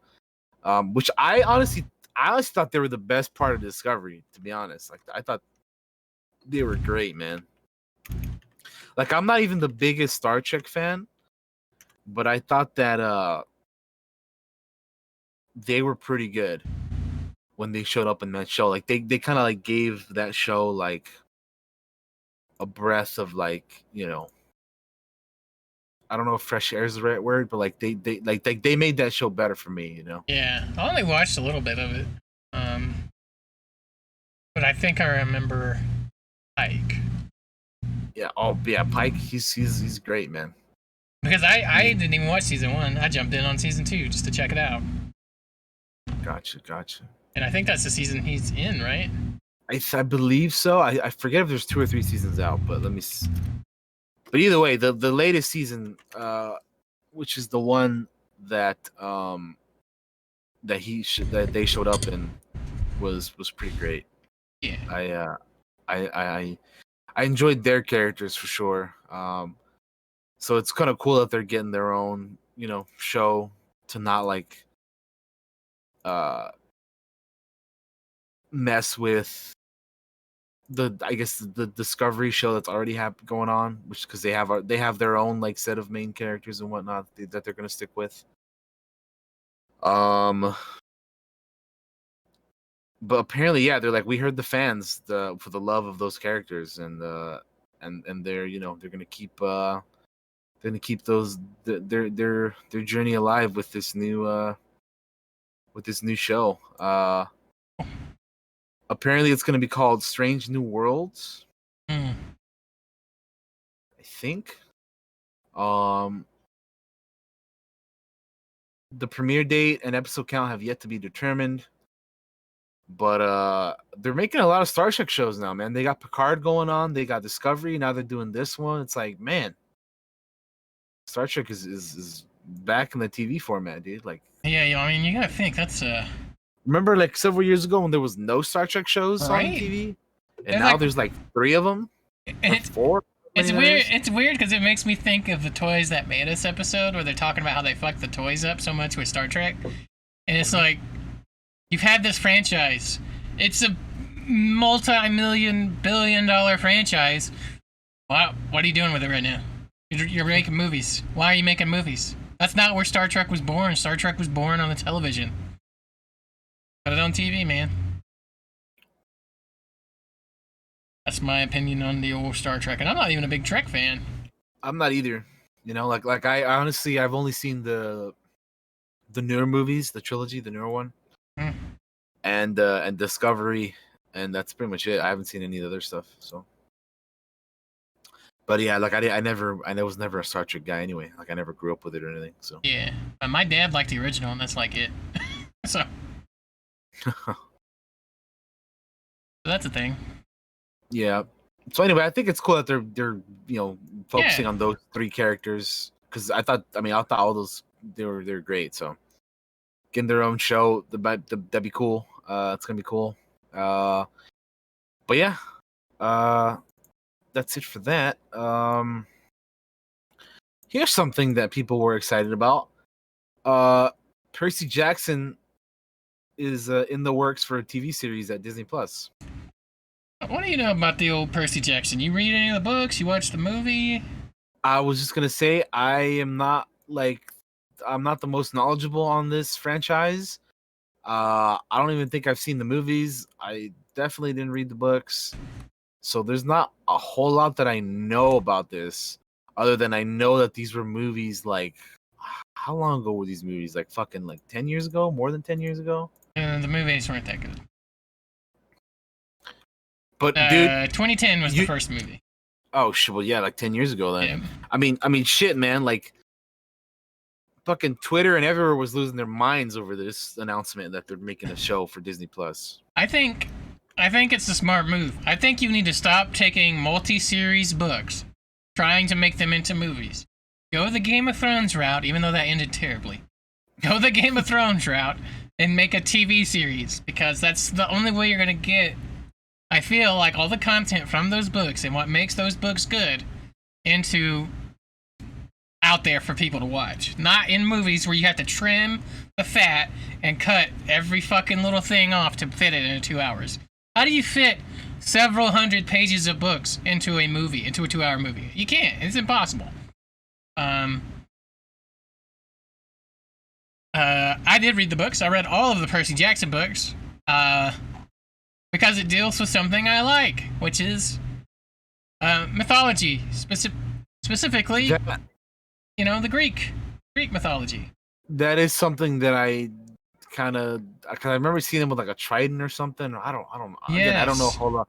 I don't know a whole lot about Percy Jackson other than I did kind of know that it kind of dealt with something with mythology. So what it kind of deals with is like there's all these kids, right? And they're like they're demigods, because they're like, one of their parents has usually gone off and mated with a human being, which gives birth to offsprings because sounds familiar. Exactly, because they're gods and they can, and they're super potent and they have babies. So and they end up going to this camp, and they're like assorted into these houses based on who their fathers or mothers are. So it's cool. It's cool. I like it. So what I'm gathering by this is that it's a fucking Greek mythology Harry Potter. Pretty much, right? Yeah, actually. Yeah, it makes sense. It's also like a coming of age kind of tale, because they get older as the books progress. So again, like Harry Potter, yeah. Yeah, exactly. So I'm glad that they're turning it into a series. I think it'll do better as a series than as a movie. In the movies, they age the characters up too quick.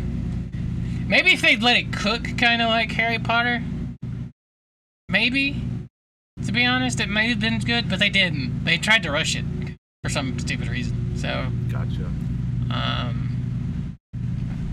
Hopefully it's good. I don't want it to be bad. I want another show to watch. I hope it's for people like me that are fans of the books and a little older now than when the books came out. But yeah, I still might check it out. Who knows?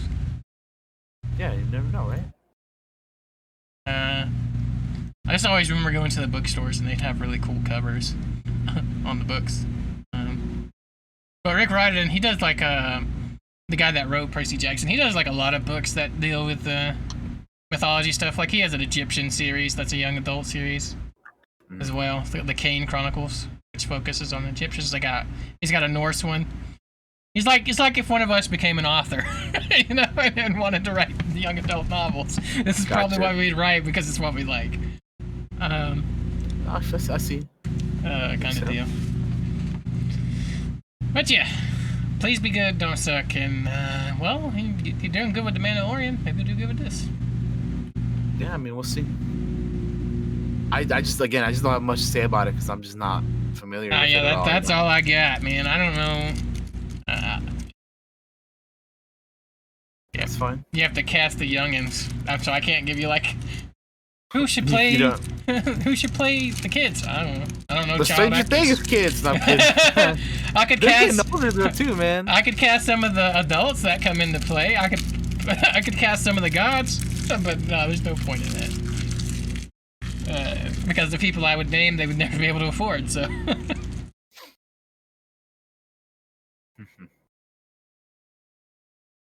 Yeah, that's all I got to say on the. What else you got? What do we got? What do we got? What do we got? I think that's it for TV shows. Let's scroll down and see if I have anything.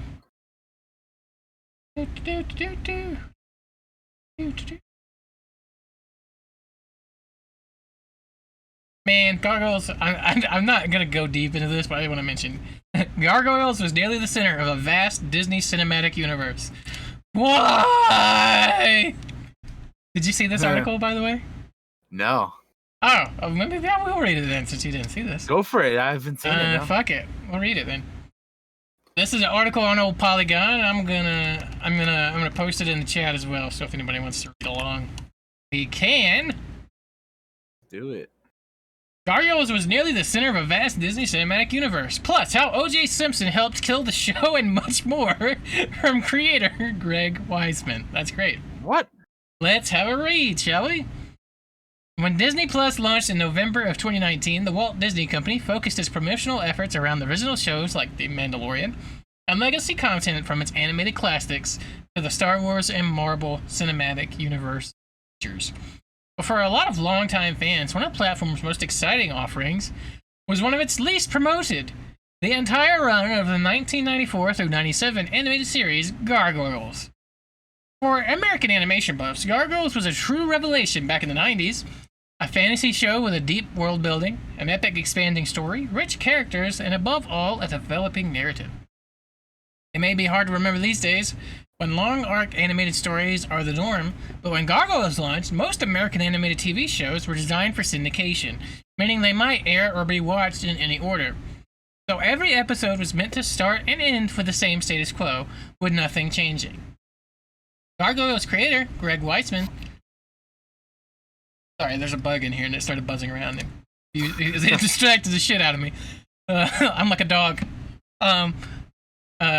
Gargoyles creator Greg Weisman says that thinking made it difficult for me to get work back in the day, end quote. Because studios knew he specialized in serialized storytelling. I'm like, well, yes, I can do that, but I can do other things too, he tells Polygon. They were like, yeah, sure you can. We're gonna go with someone else. Weisman and his team, including story editor Michael Reeves, were ahead of their time with Gargoyles. Weisman has had a successful career in TV animation as the creator of shows like DC's stellar superhero series Young Justice and Sony Pictures' The Spectacular Spider-Man, and as a writer and producer on Star Wars Rebels, among many other shows. Yeah, I was gonna say I remember him just to like pop. Oh, you're good. I remember him working on Rebels. Yeah. Yeah, feel free to chime in at any time because I need to stop and take a breath every once in a while. But his attachment to Gargoyles is particularly clear. As the show went up on Disney Plus, he's been using social media to engage with fans, encouraging to binge and watch the show in hopes that Disney will take notice of the franchise and revive it. Please, Disney! But this is me pausing for just a second. Please, this is my fingers crossed. Please, bring it back. I'll watch it. I promise. I love Gargoyles. It was so good in the 90s. Josh, for those of you who don't know, if you don't, you should know. You will know, but you should know. Josh is all about Gargoyles. Okay? I am. This show is the bomb. I grew up on this. I don't think there's anyone that I know that's more into Gargoyles than Josh. Like, no, I don't think so. Like he is all about it. So yes, Disney, listen to me. Listen, give it to Josh. Come on, this boy's been waiting for some more Gargoyles, man. Let me voice a character even. Oh shit. I'll voice the comic book version guy of this version of Gargoyles. Let me do it. It's continuing on. It's certainly right for further development.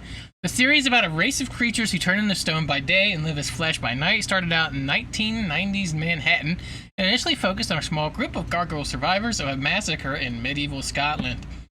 The series drew on a number of cast members from Star Trek: The Next Generation, including Marina Sirtis. I'm gonna butcher so many names. As the human-hating gargoyle outcast Damona, Jonathan Frakes as rich industrious and gargoyle ally/enemy Xanatos, and Brent Spiner as the mischievous Puck.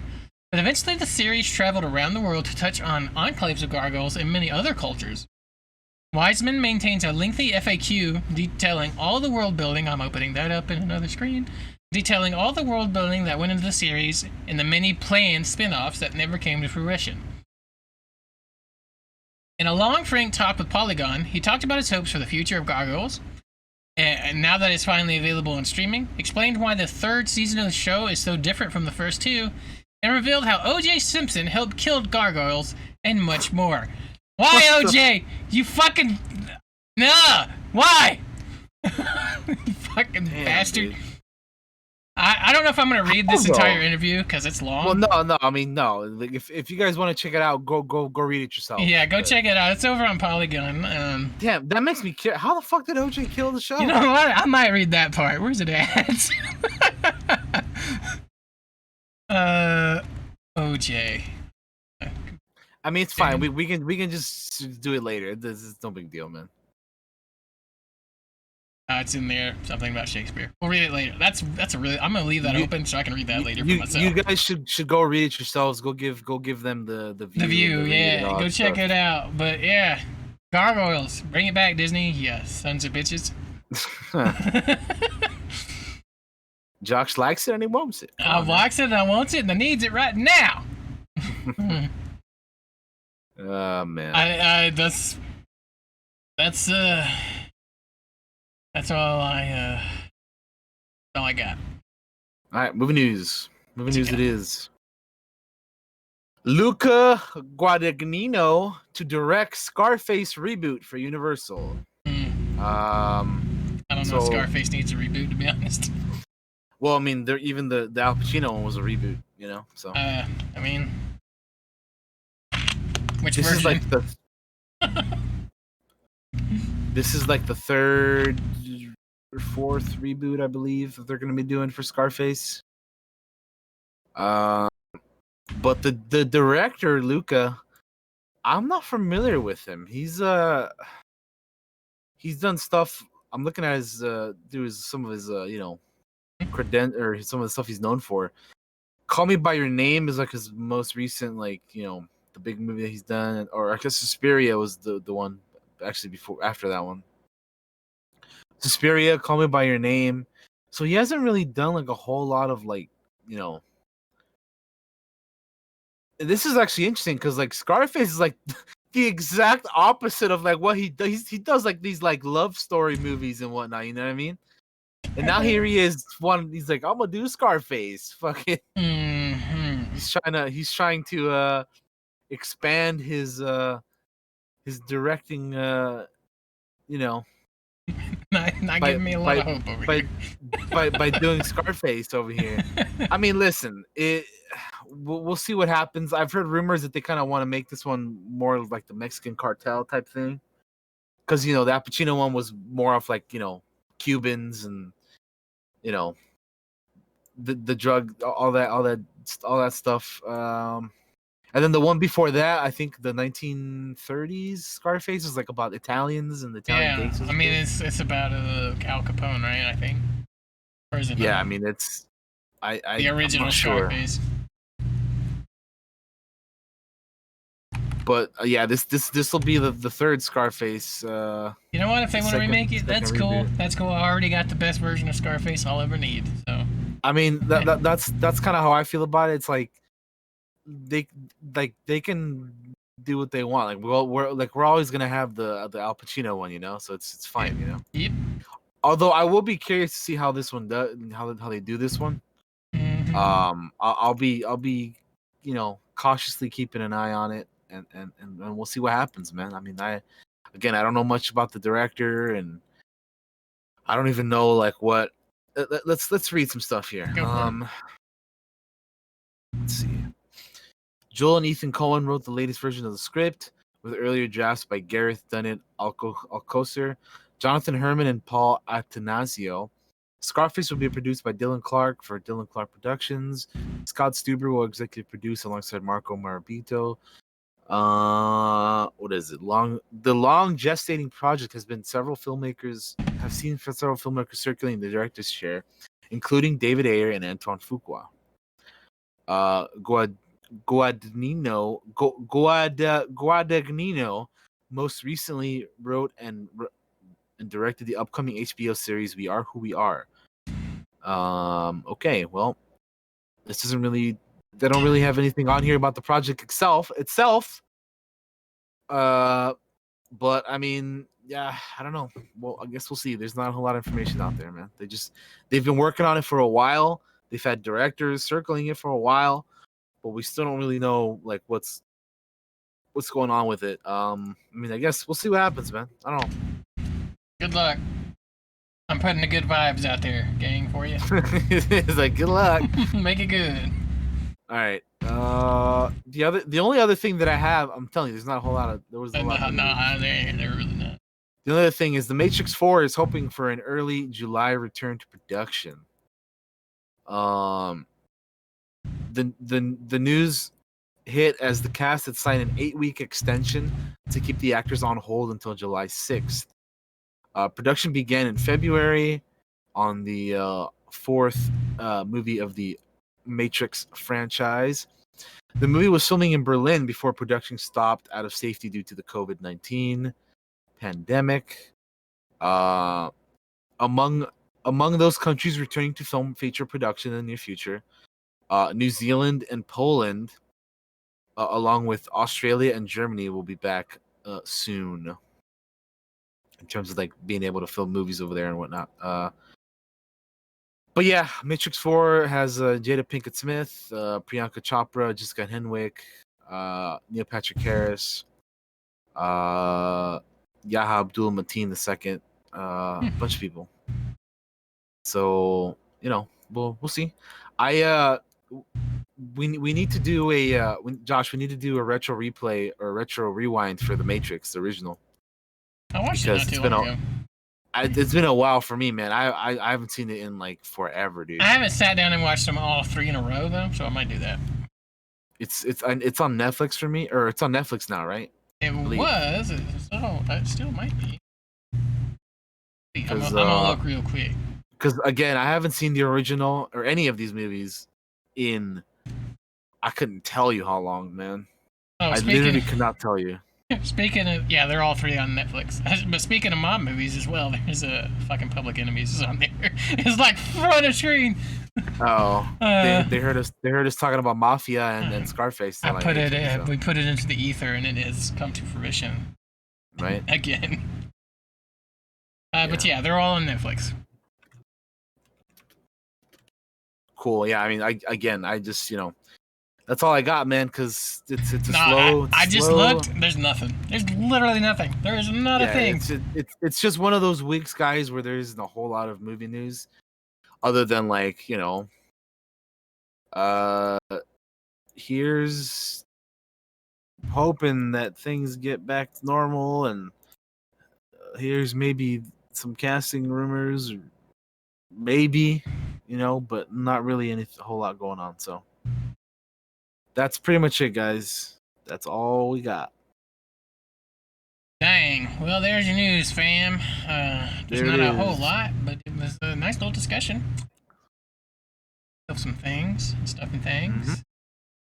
Well, we're going to move into our main topic then. Daniel, do you need a break? Nope. I'm good as well. I'm good to go, man. Let's just hop into this. All right. It is our 1-year anniversary, guys. That's what the top of today's topic is. 1 year. Woo! We need. 1 year. Let's get it. I don't have no alcohol. No alcohol handy, or I'd have a drink. Fucking, I'm about to take it. This ain't alcohol, but I'm still drinking. Yeah. You know what? Here, cheers. Have some Dr. Pepper. There you go. Boom. Hell yeah, brother. Boom. That's what I'm talking about. 1 year, man. So here we are. Goes down smooth. We are on this is episode 38. I mean, we could have had more episodes, but there was a period where we took a hiatus there for a little bit. I was having to work a lot, during that time and just did not have time to be on the show. And then like other than that, like there was like the week of WaveCon that we took off, and Yep. there was just a few other times where we like took the week off for whatever reason. Yep. But Things happen. yeah, from time to time it'll happen. But but since then we've been staying strong. We've been coming at these every week. We coming at you with some topics and some stuff, and here we are, man. A year later, 38 episodes. We're fastly approaching the big 4-0. Mm-hmm. And then the big 5-0, which will be like the next big milestone. I do believe. Yeah. Crazy. But yeah, man, it's nuts, dude. I mean, so I guess we'll just talk about like, I don't know, like we'll talk about like the inception of this, which Josh and I man, I've known him since 2016. And I don't remember for how long we've been talking about wanting to do a podcast, but it had been a while. Mm-hmm. And then like sometime last year, like early last year, we were like, fuck it, let's just actually make this shit. Let's make this happen. We've been talking about it for a while, so let's just do it. One thing that kind of triggered it was before I worked, Daniel and I used to stay up all night and just talk about shit, right? We just talk about movies, we talk about games, we talk about TV shows, we talk about everything. We'd stay up till all kinds of shit. Till the sun came up, and it's like, man, we're putting all our energy in having this conversation. We should put it out on a show. And that's kind of what happened after that. Yeah, and then we kind of like were brainstorming ideas for names and stuff. Which, by the way, is so fucking hard. It's so hard to find names. I still might have my paper. It really is. Here. I mean, we have like all. I don't know if Josh. Yeah, I don't know if Josh has like the. I don't have it handy, but I know I have it. The sheet of like we like we're trying to brainstorm through all these different names. There was a bunch of different candidates for the names and stuff. Do you remember some of the names? Fuck. I'm trying to think of some of them. Adventure's Call was one, I think. I think so. One of them. We had a bunch of like. At one point, there might have been like a doc somewhere where I just. It might be this. Is it this notebook? I have my big notebook. Whoops. Let's see. Well, I mean, Josh has them written down somewhere. I'm trying to think of them, but I can't remember. Oh, this is my this is not the right notebook. This is my I'm writing a book notebook. That's my ideas for that in there. I don't think it's in here. No, it's not. Look, it's around here somewhere. It's somewhere, but point is, we had a bunch of different, a ton of them, bunch of different ideas for. And some were taken. That's like the thing that sucked. I think we'd get on a good name, we'd look it up, and somebody else would already have it for a podcast or something. Yeah, we're like, well, fuck, we're not gonna use that, No, I don't want to use anything that has to do with like anything else. We wanted it to be original. We wanted it to be us. Want it to be our own thing, something that we both agreed upon that we liked, And eventually we settled on the Clockwork Cantina. Because we're such big Star Wars fans, and I'm such a big steampunk fan. It was I like, am too, Yeah, so. We'll mix them together. We'll grow. They'll become their own thing. Yeah. And then we kind of like settled on like, I was working on different variations of the logo. Obviously, like I updated it since we first started it. But there was a few like different color schemes we were working through as well. I was like, well, maybe this will work, maybe that'll work, and ultimately we kind of settled on like these like brown, like tannish, like I don't know, like these like just these kinds of colors that I feel and Josh felt that like fit in with the whole like Clockwork Cantina type thing, Yeah, I'm gonna throw it up on the screen. That's the original logo. I haven't made the one with the new one. I need to. I don't think. So there's the original one. It's just like a basic, like there it is, little cogwheel, little gear with the logo, and then the O's in the low and the name also have the little the little gears in them too and whatnot. When we get rich and famous, we're gonna make it animated, so it's like the gears move. I mean, shit. If I could, if I knew how, man. I mean, eventually the goal is to like update a lot of this stuff, Yeah, we want to.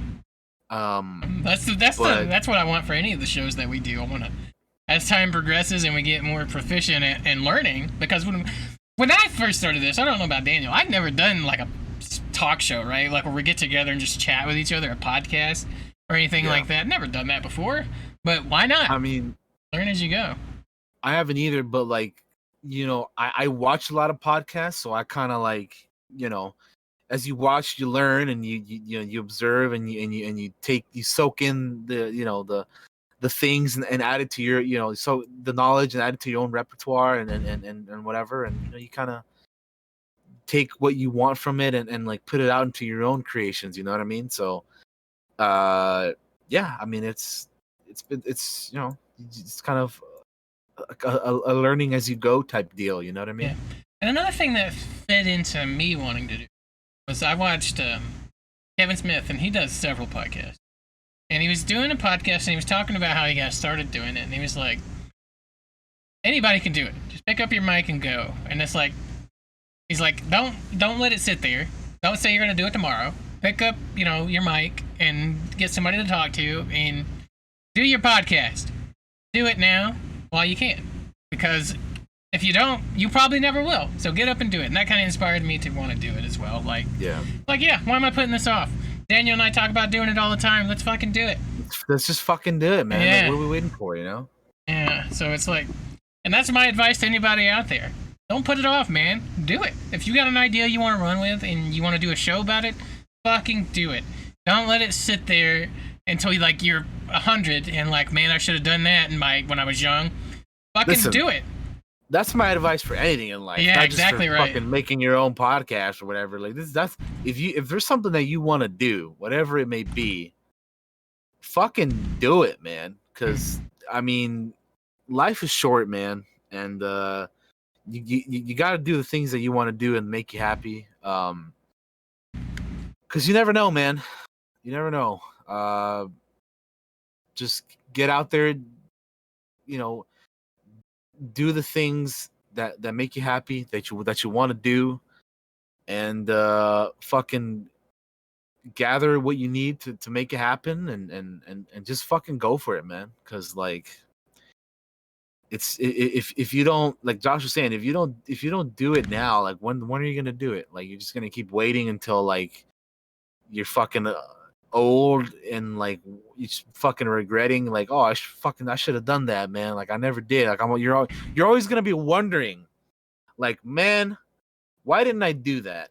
And you know what? Like, regardless of success or failure, at least you did it. You're never gonna look back and be like, man, I didn't do that, and I wish I had. Exactly right. At least you can say I did it,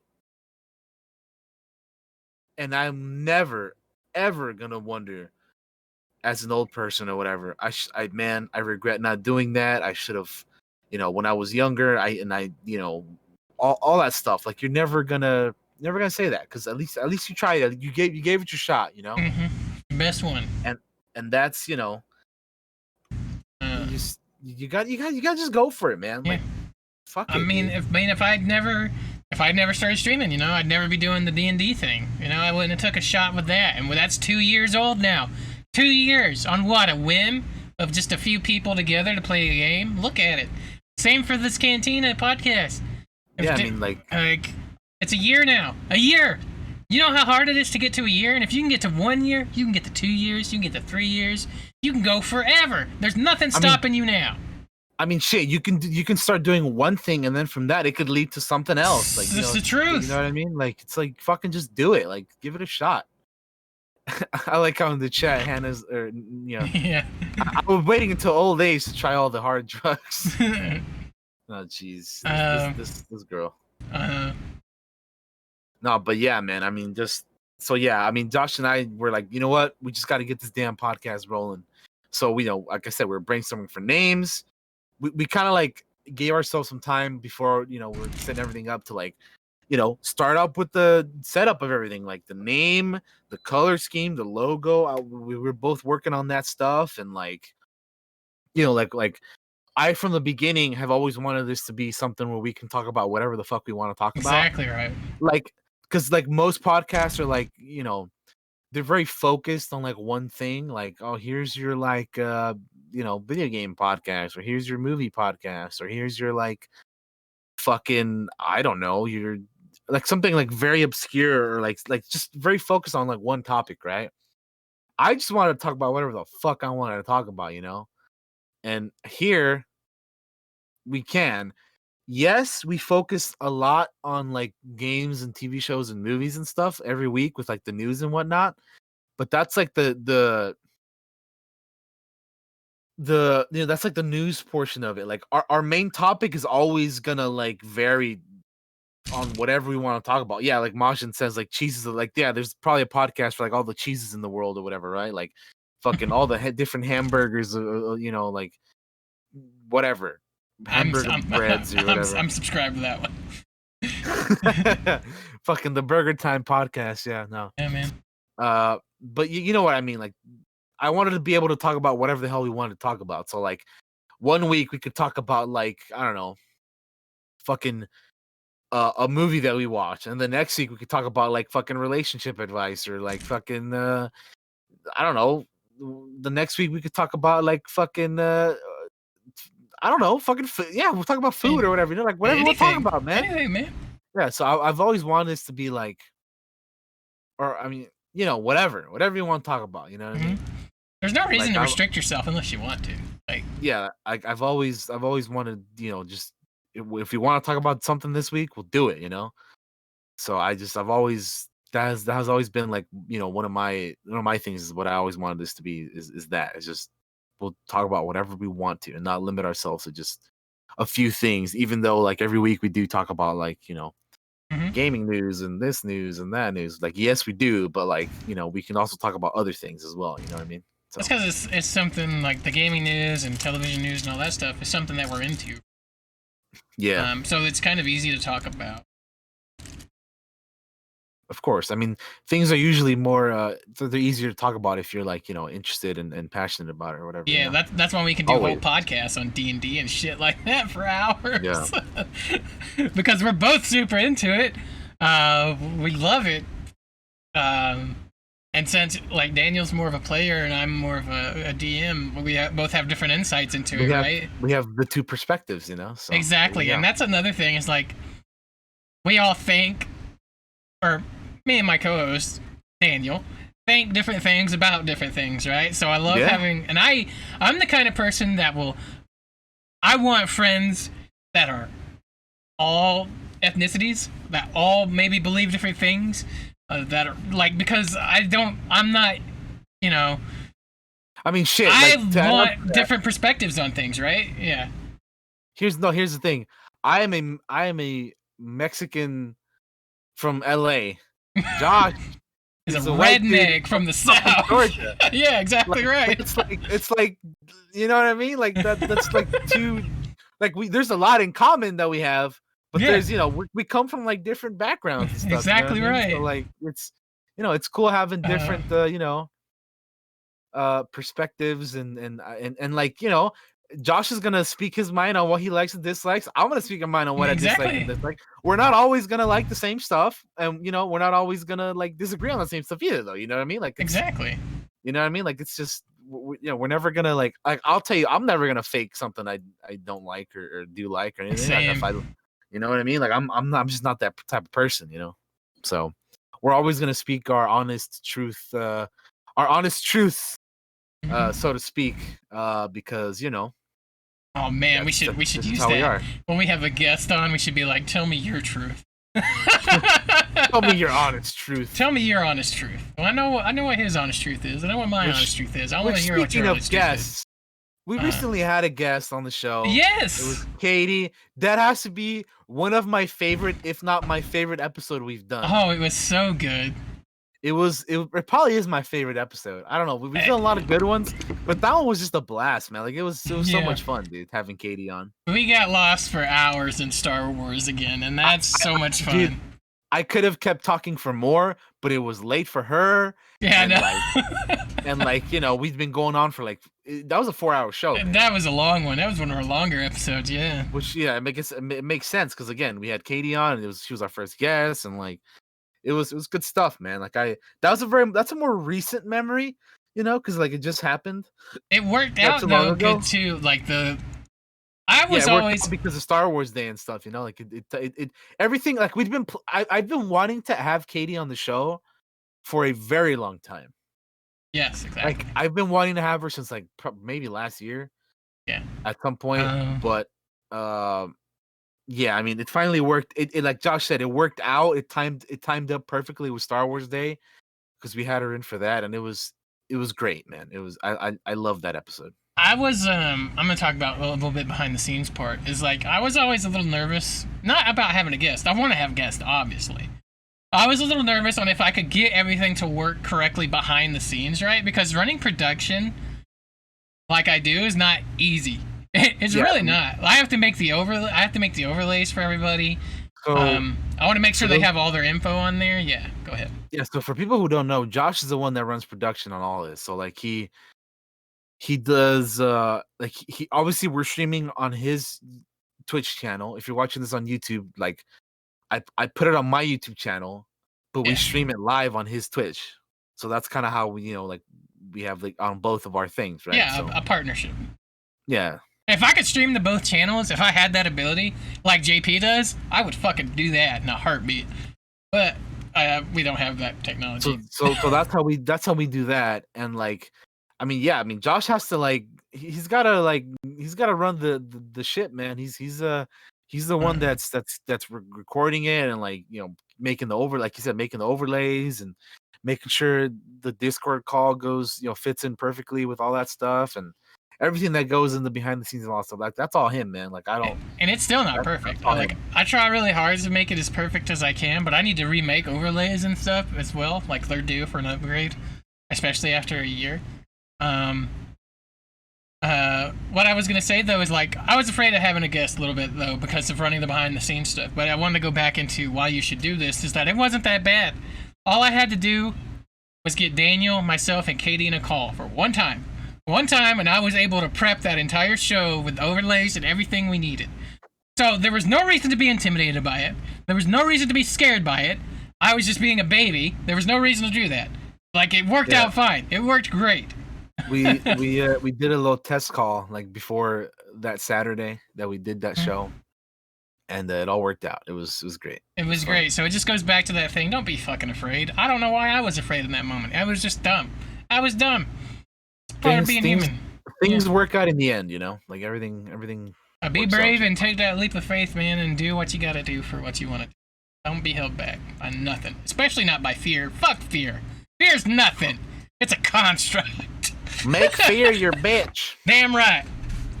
We ain't afraid of nothing around here. It worked out. It worked out perfectly. Nah, yeah, it was great. It was definitely. You know what? It's probably my favorite episode too, just because. God, it was shooting the shit with the three of us, and it's I love you guys, and it's fun to talk to you. So it was amazing, dude. It was so much fun. I'm telling you, I could have just kept talking about stuff forever, man. We went on for 4 hours, but there's still a whole lot that we didn't even get to, man. It's nuts. Yeah, and we're gonna have Katie again, probably multiple times, way more than once or twice. Oh, absolutely, man. For Star Wars, for other things, if a Mass Effect remaster gets announced, I want Katie on I want to talk about it.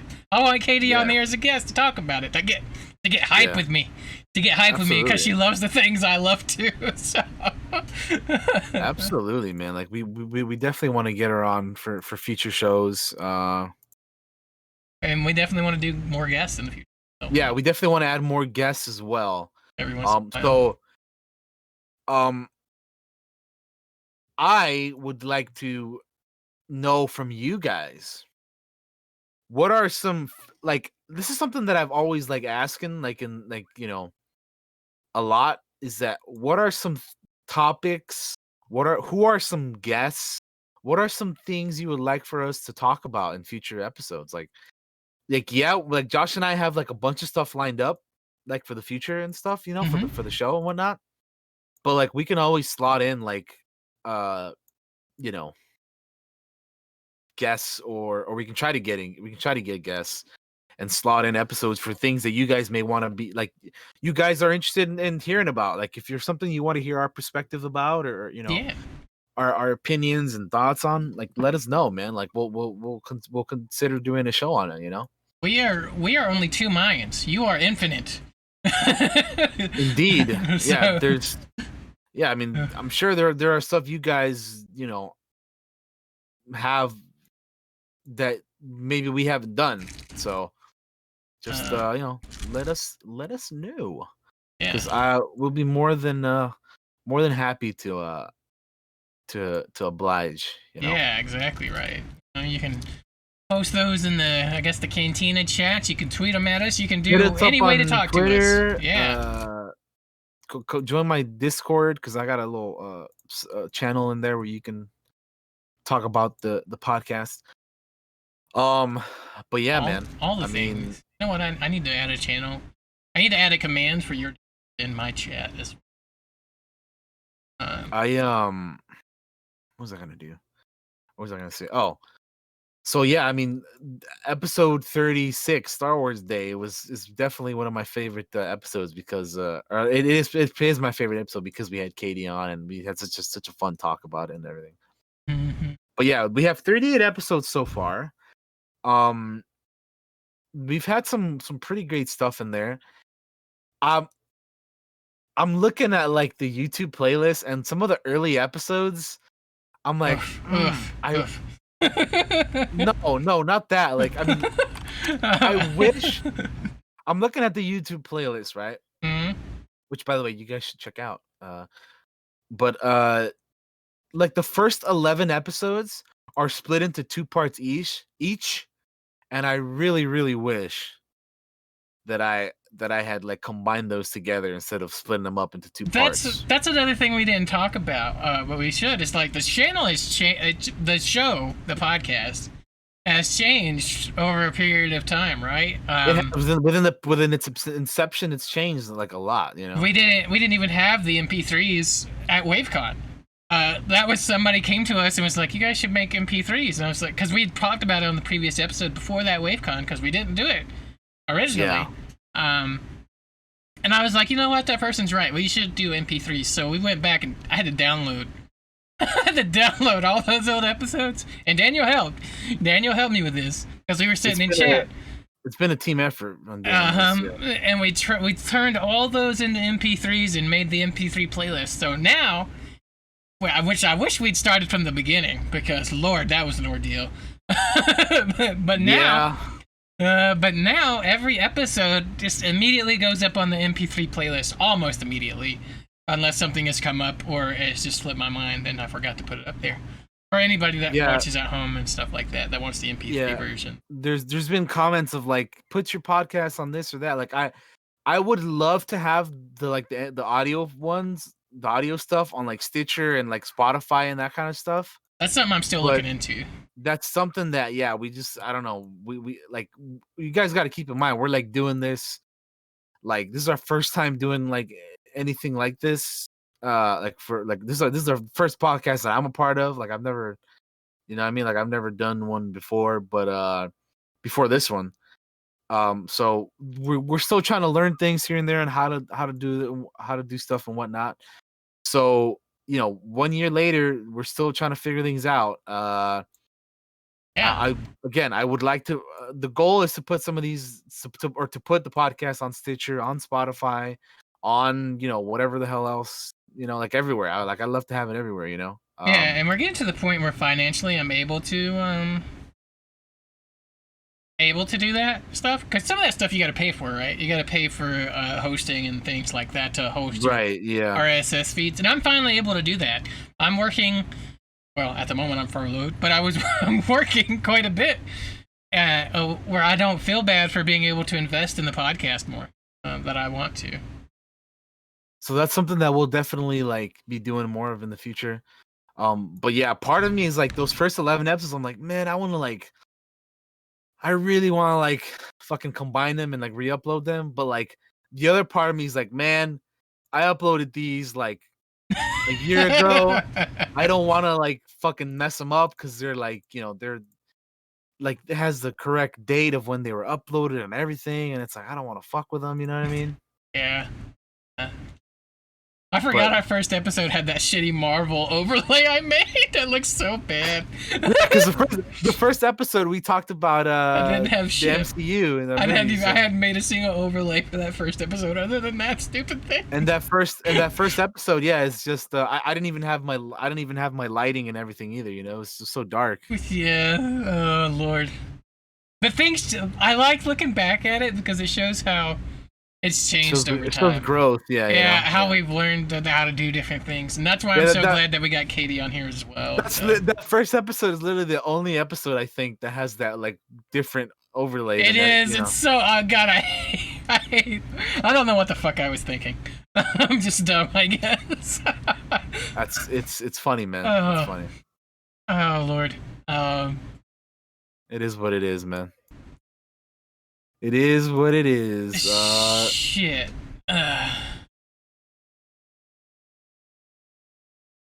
But yeah, man. I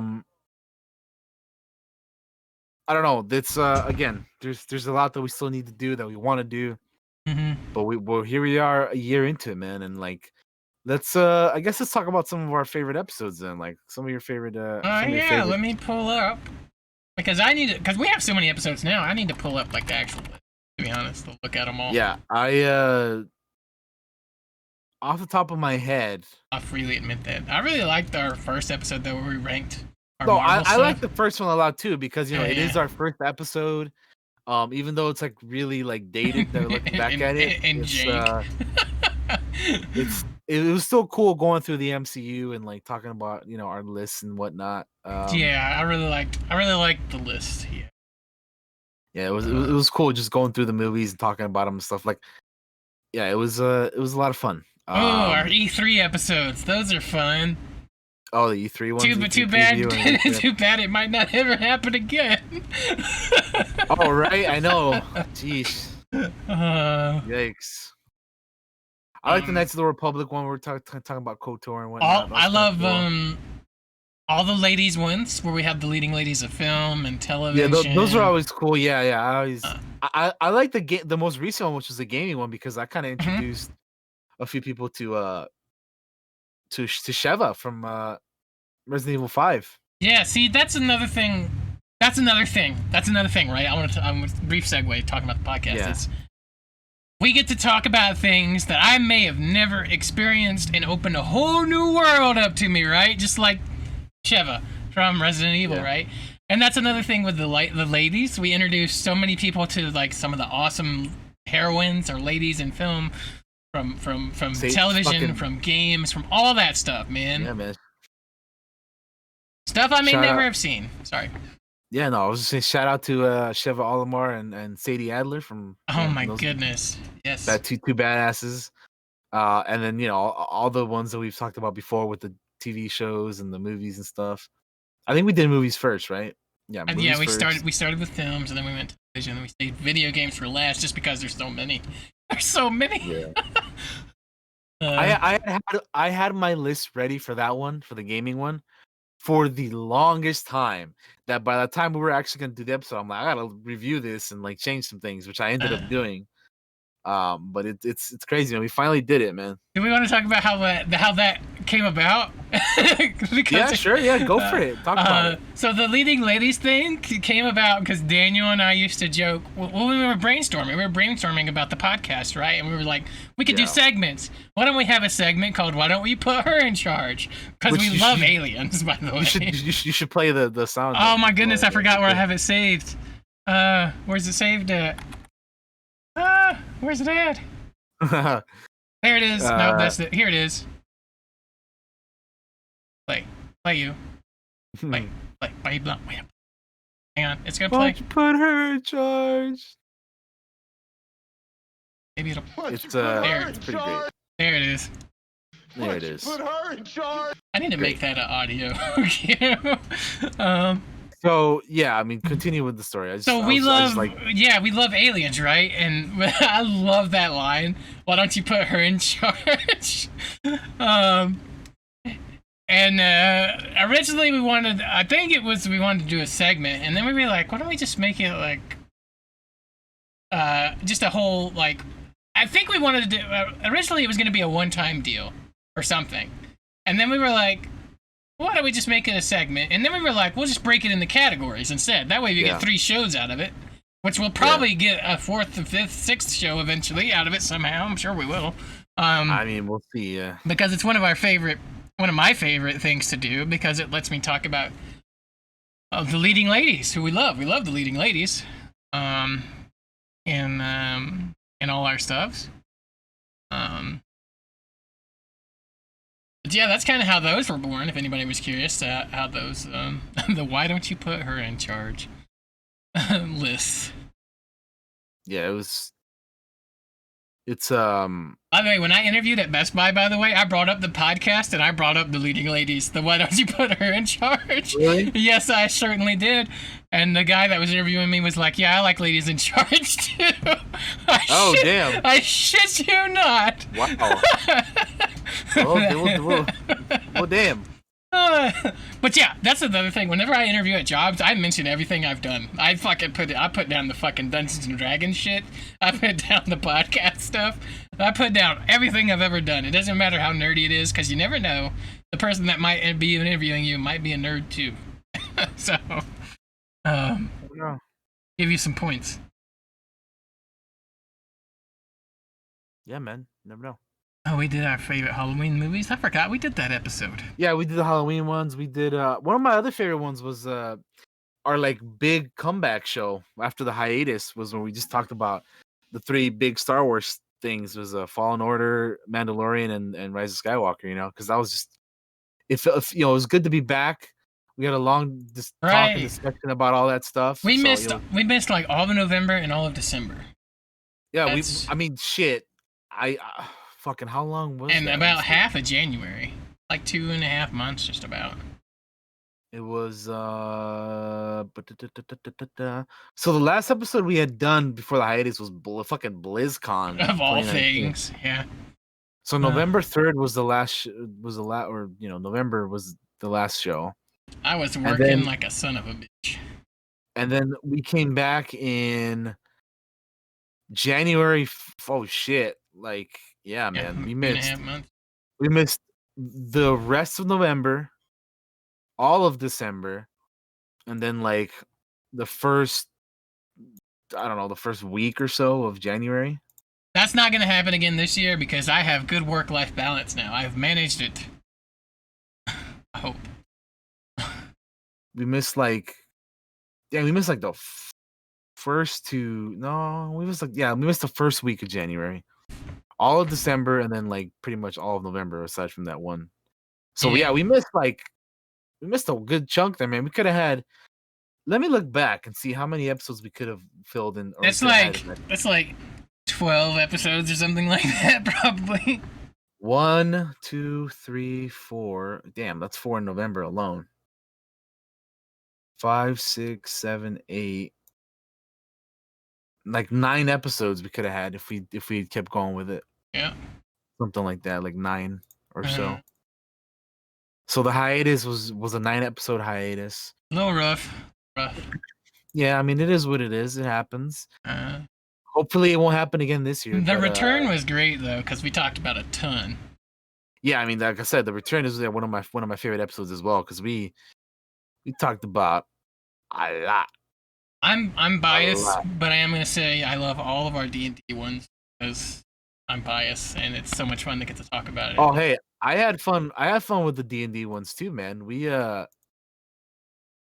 I like the which one was it? The Building Worlds one was really fun. Yes. That one was really great. I love that because we learned a bunch of new tools, right? We got to play with that sheet. Yeah, man.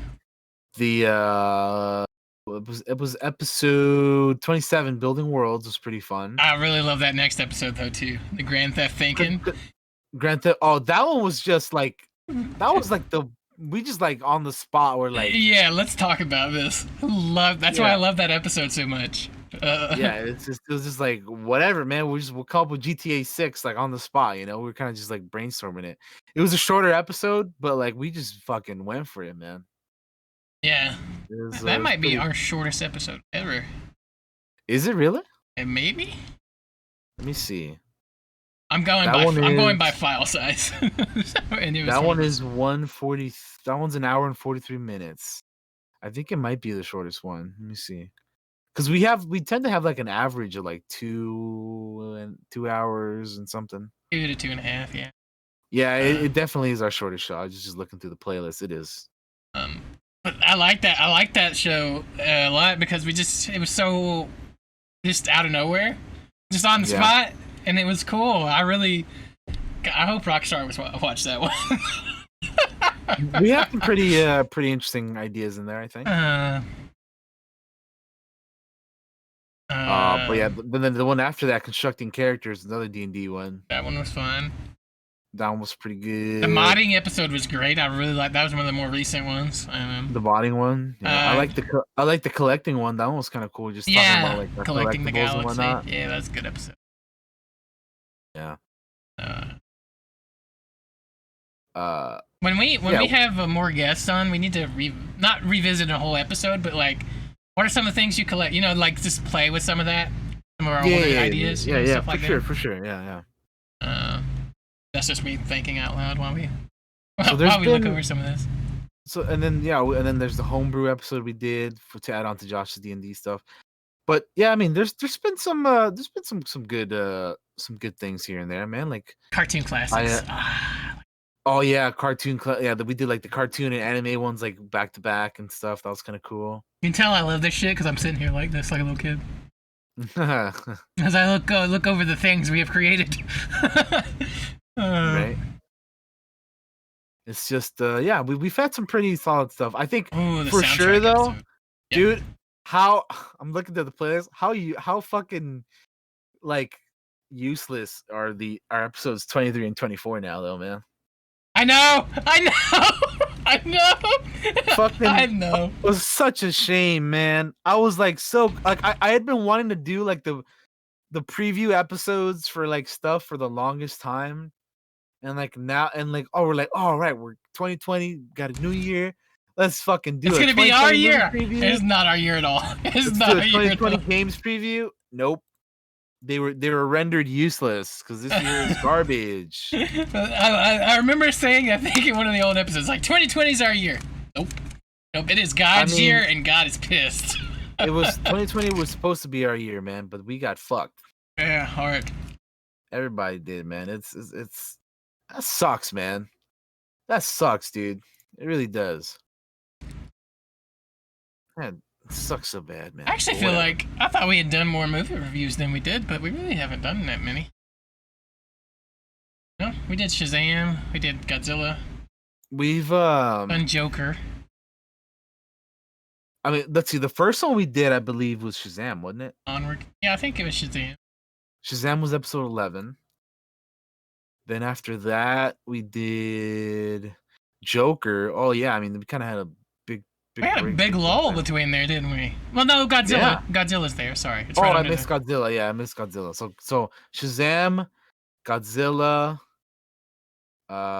Joker, and then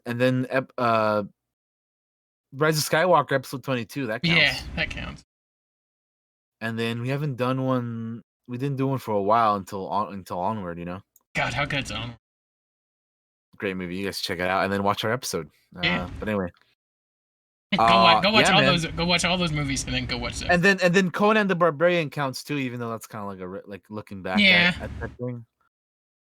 Yeah. But yeah, definitely check that out. We'll be doing more movie reviews and stuff as we watch other things. There's some like if within that 8-episode hiatus, John Wick 3 would have been in there, you know? Yeah. Like there's some stuff in there that didn't quite make it. Like I wanted to do a review of like John Wick and stuff, and I still haven't seen it either. That's I haven't seen it yet either. I want to. But yeah, I mean, there's some stuff in that 8 episode or 9 episode hiatus that would have been in there that we just haven't gotten to, unfortunately. And then like again, like the John Wick one, like that's just whatever. It's just it's one that was supposed to happen that didn't. But we got a lot of stuff planned, man. We got some other stuff planned for the future. Josh and I, we got a calendar here for the podcast that we kind of have stuff slotted in. Which, by the way, if you're gonna do a podcast, make a calendar and plan out your stuff a month in advance. Because let me tell you something, that has made this so stress free for me, and you too, I'm sure. Yeah. Oh, absolutely. Because like shit. I mean, I remember there being times where you're like, well, what the fuck are we gonna do next week? I don't know, but I love how we're doing it now, and I want to keep doing it that way for sure. Yeah, absolutely. No, yeah, it's for sure. Those early episodes were stressful just because, for me, it was hard to. It's hard for me to come up with ideas on my own. But when Daniel and I are in a chat together and we're just talking, we can bounce ideas off each other, and it works great. And then the brainstorming just comes along naturally, and we can come up with some like shit. We did a brainstorming session like I don't know how long ago was it, like a month ago, Josh, or whatever. Yeah, it's getting about time to go again, actually. And we came up with like what was it like fucking. I think we set ourselves up for like then all this entire month, like we know what we're doing for the rest of this month, Yeah, which gave us plenty of time to plan and stuff. So definitely, if you're thinking about doing a podcast. But you're right. We gotta start coming up with another one because June's next month already, man. Yeah, it is. Yeah, we can just get together and do another chat, and I'm not stressing over it. Like I'm not stressing because we did so good last time, and I'm looking forward to the next one. Yeah, definitely. I used to stress bad. Like I won't lie, I used to stress bad because I was like, fucking work, brain, work. I need ideas. Like it's like having writer's block almost at times. But having it all planned out for the next month. Smooth sailing. Sailing. It's perfect. Yeah, it really is. Love it.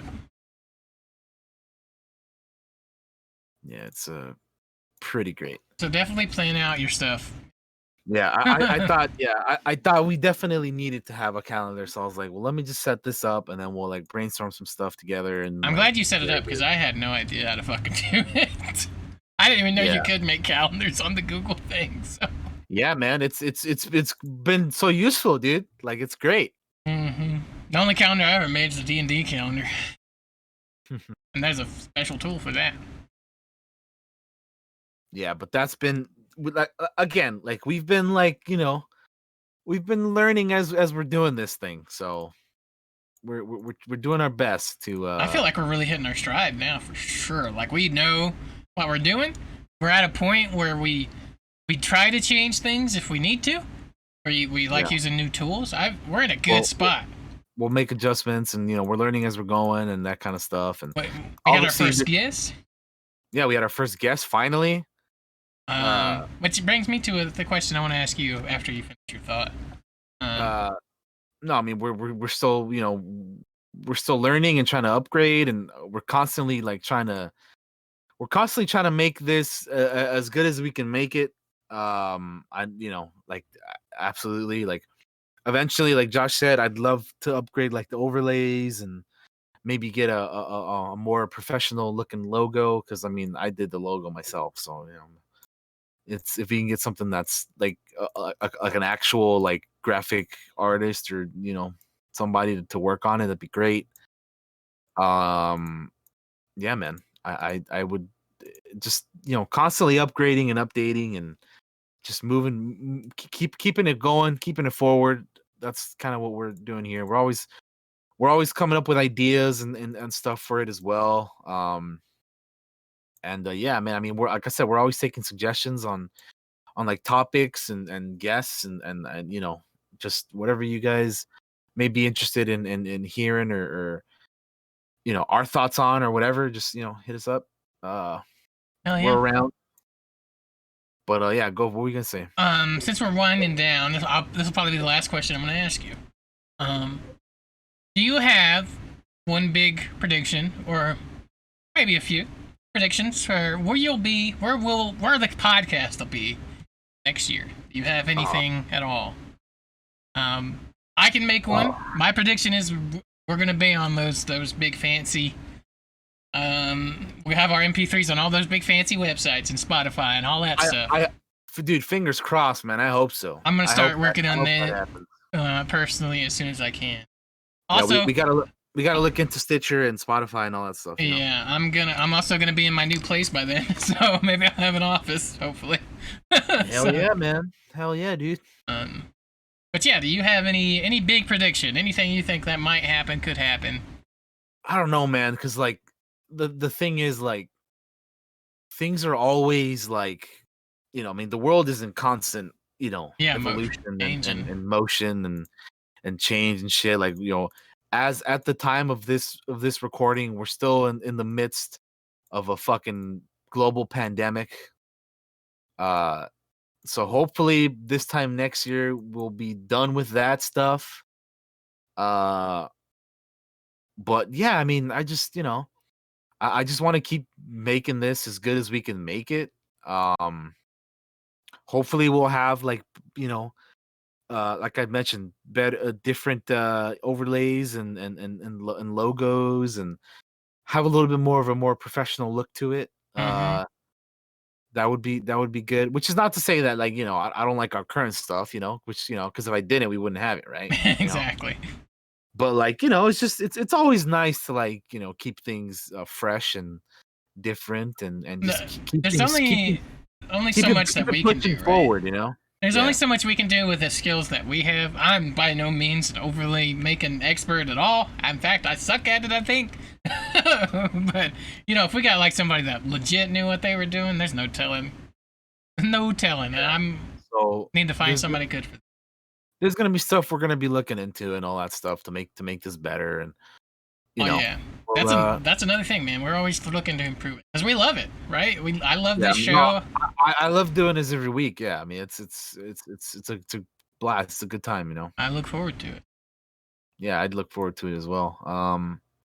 But yeah, man. I mean, yeah, I don't know. Just I just hope we keep hope we keep getting more guests as well, because those are Oh always yeah, fun. yeah. I definitely want to get some more of those. We definitely gotta get some more guests on board. It's kind of crazy how, like, we just made it to the 1 year mark and we've only had one guest.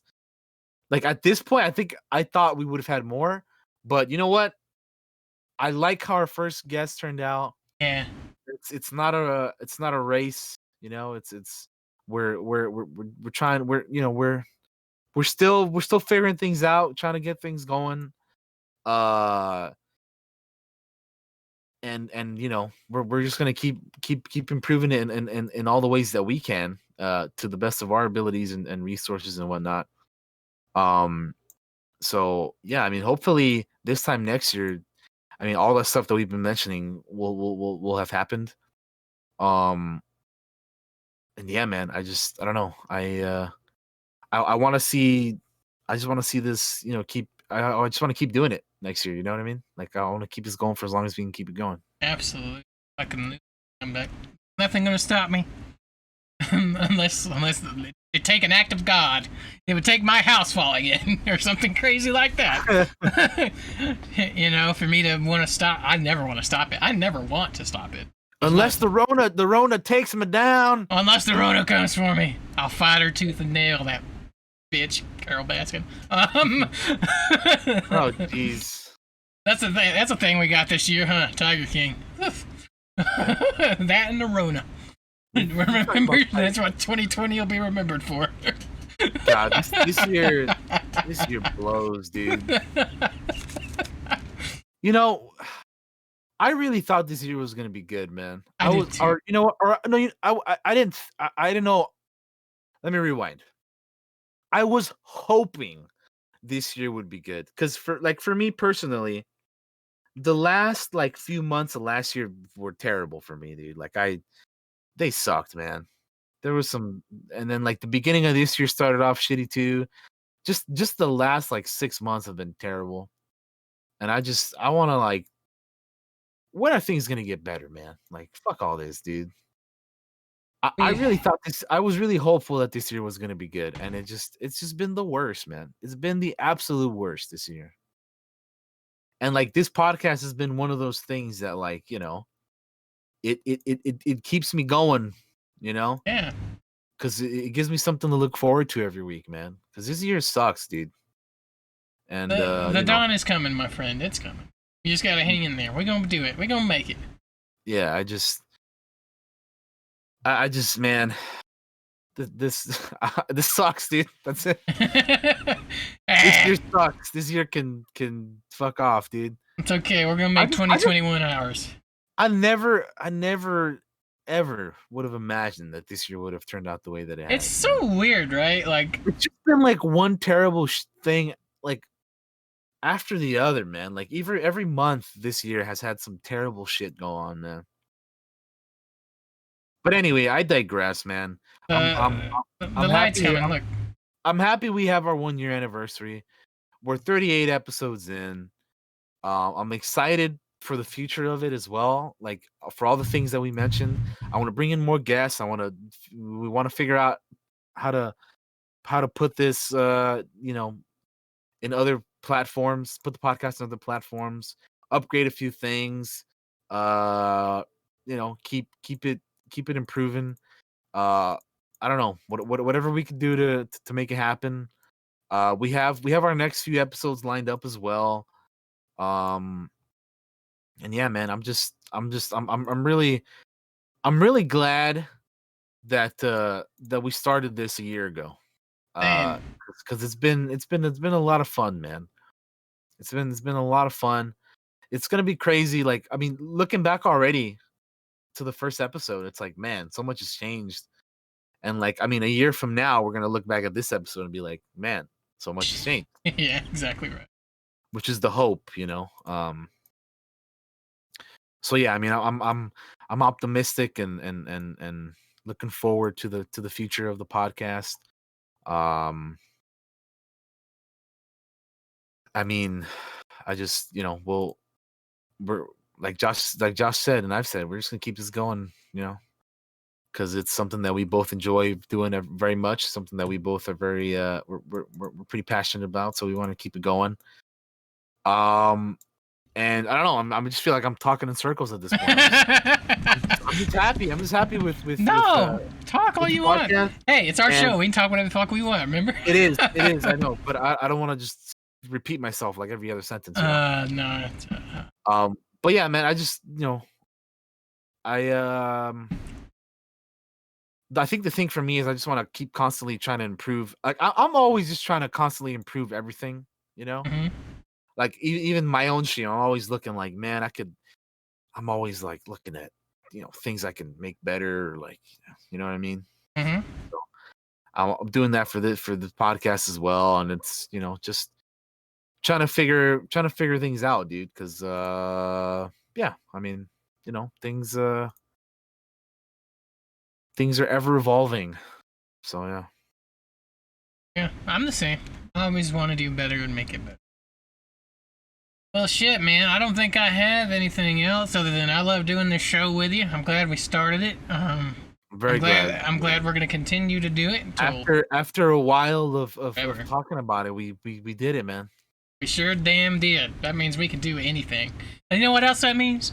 That means you out there on the internet can also do anything. Daniel and I can get on Twitch and chat and do it for over a year. By God, you can do it too, and I want you to do it. I want you to go out there and make something great. So do it. Do the things you want to do. Damn right. Don't let fear get in your way at all. And like I mentioned at the beginning of the show, the advice goes for everything. Don't just don't just keep it to this. Like, do the things you want to do, man. Because you never know. Life is very fleeting, as we've this year has shown us. If nothing else. So yeah, man. Just get out there and do the shit you want to do.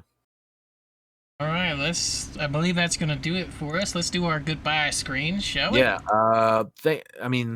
Just thanks for sticking with us for a year. Those of you who have, we appreciate you, and we're gonna keep coming out every week until till whenever. But that's gonna be it. Thank you guys for joining us on this episode of the Clockwork Cantina, episode 38, the 1 year anniversary. Very, very happy about it. I talked enough about that. Yeah, hit us up on all the socials here on the sides. Let us know some things you would like to see or hear about or whatever. And we'll be more than happy to oblige. And yeah, I mean, upcoming for me, stream wise, I'm gonna be playing some Chimera Squad, some more of that on stream. I'm gonna try to catch up on some more TV shows. Maybe we'll talk about it next week. What else? Now I was thinking of what else I'm gonna be streaming, but anyway, and then D&D. Keep an eye out for that. That's happening. That's gonna be fun. Apart from that, I think that's it. Thank you guys for a great year. We're only gonna hopefully keep making it better. So thanks for sticking with us. And we will see you guys next week where we'll be talking about I do believe Greek mythology. So we're gonna be hopping into some mythology. We're mixing things up on you guys. Like I said, it's not all about games and shows and movies, man. We're talking about all kinds of shit, man. Mm-hmm. And next week we're talking about some Greek mythology. So get ready for that. That's gonna be fun. Yeah, boy. I'm excited about that. I know Josh is hyped about that. Oh, goddamn right. So yeah, join us next week for some Greek mythology, which is I think my favorite of the mythologies.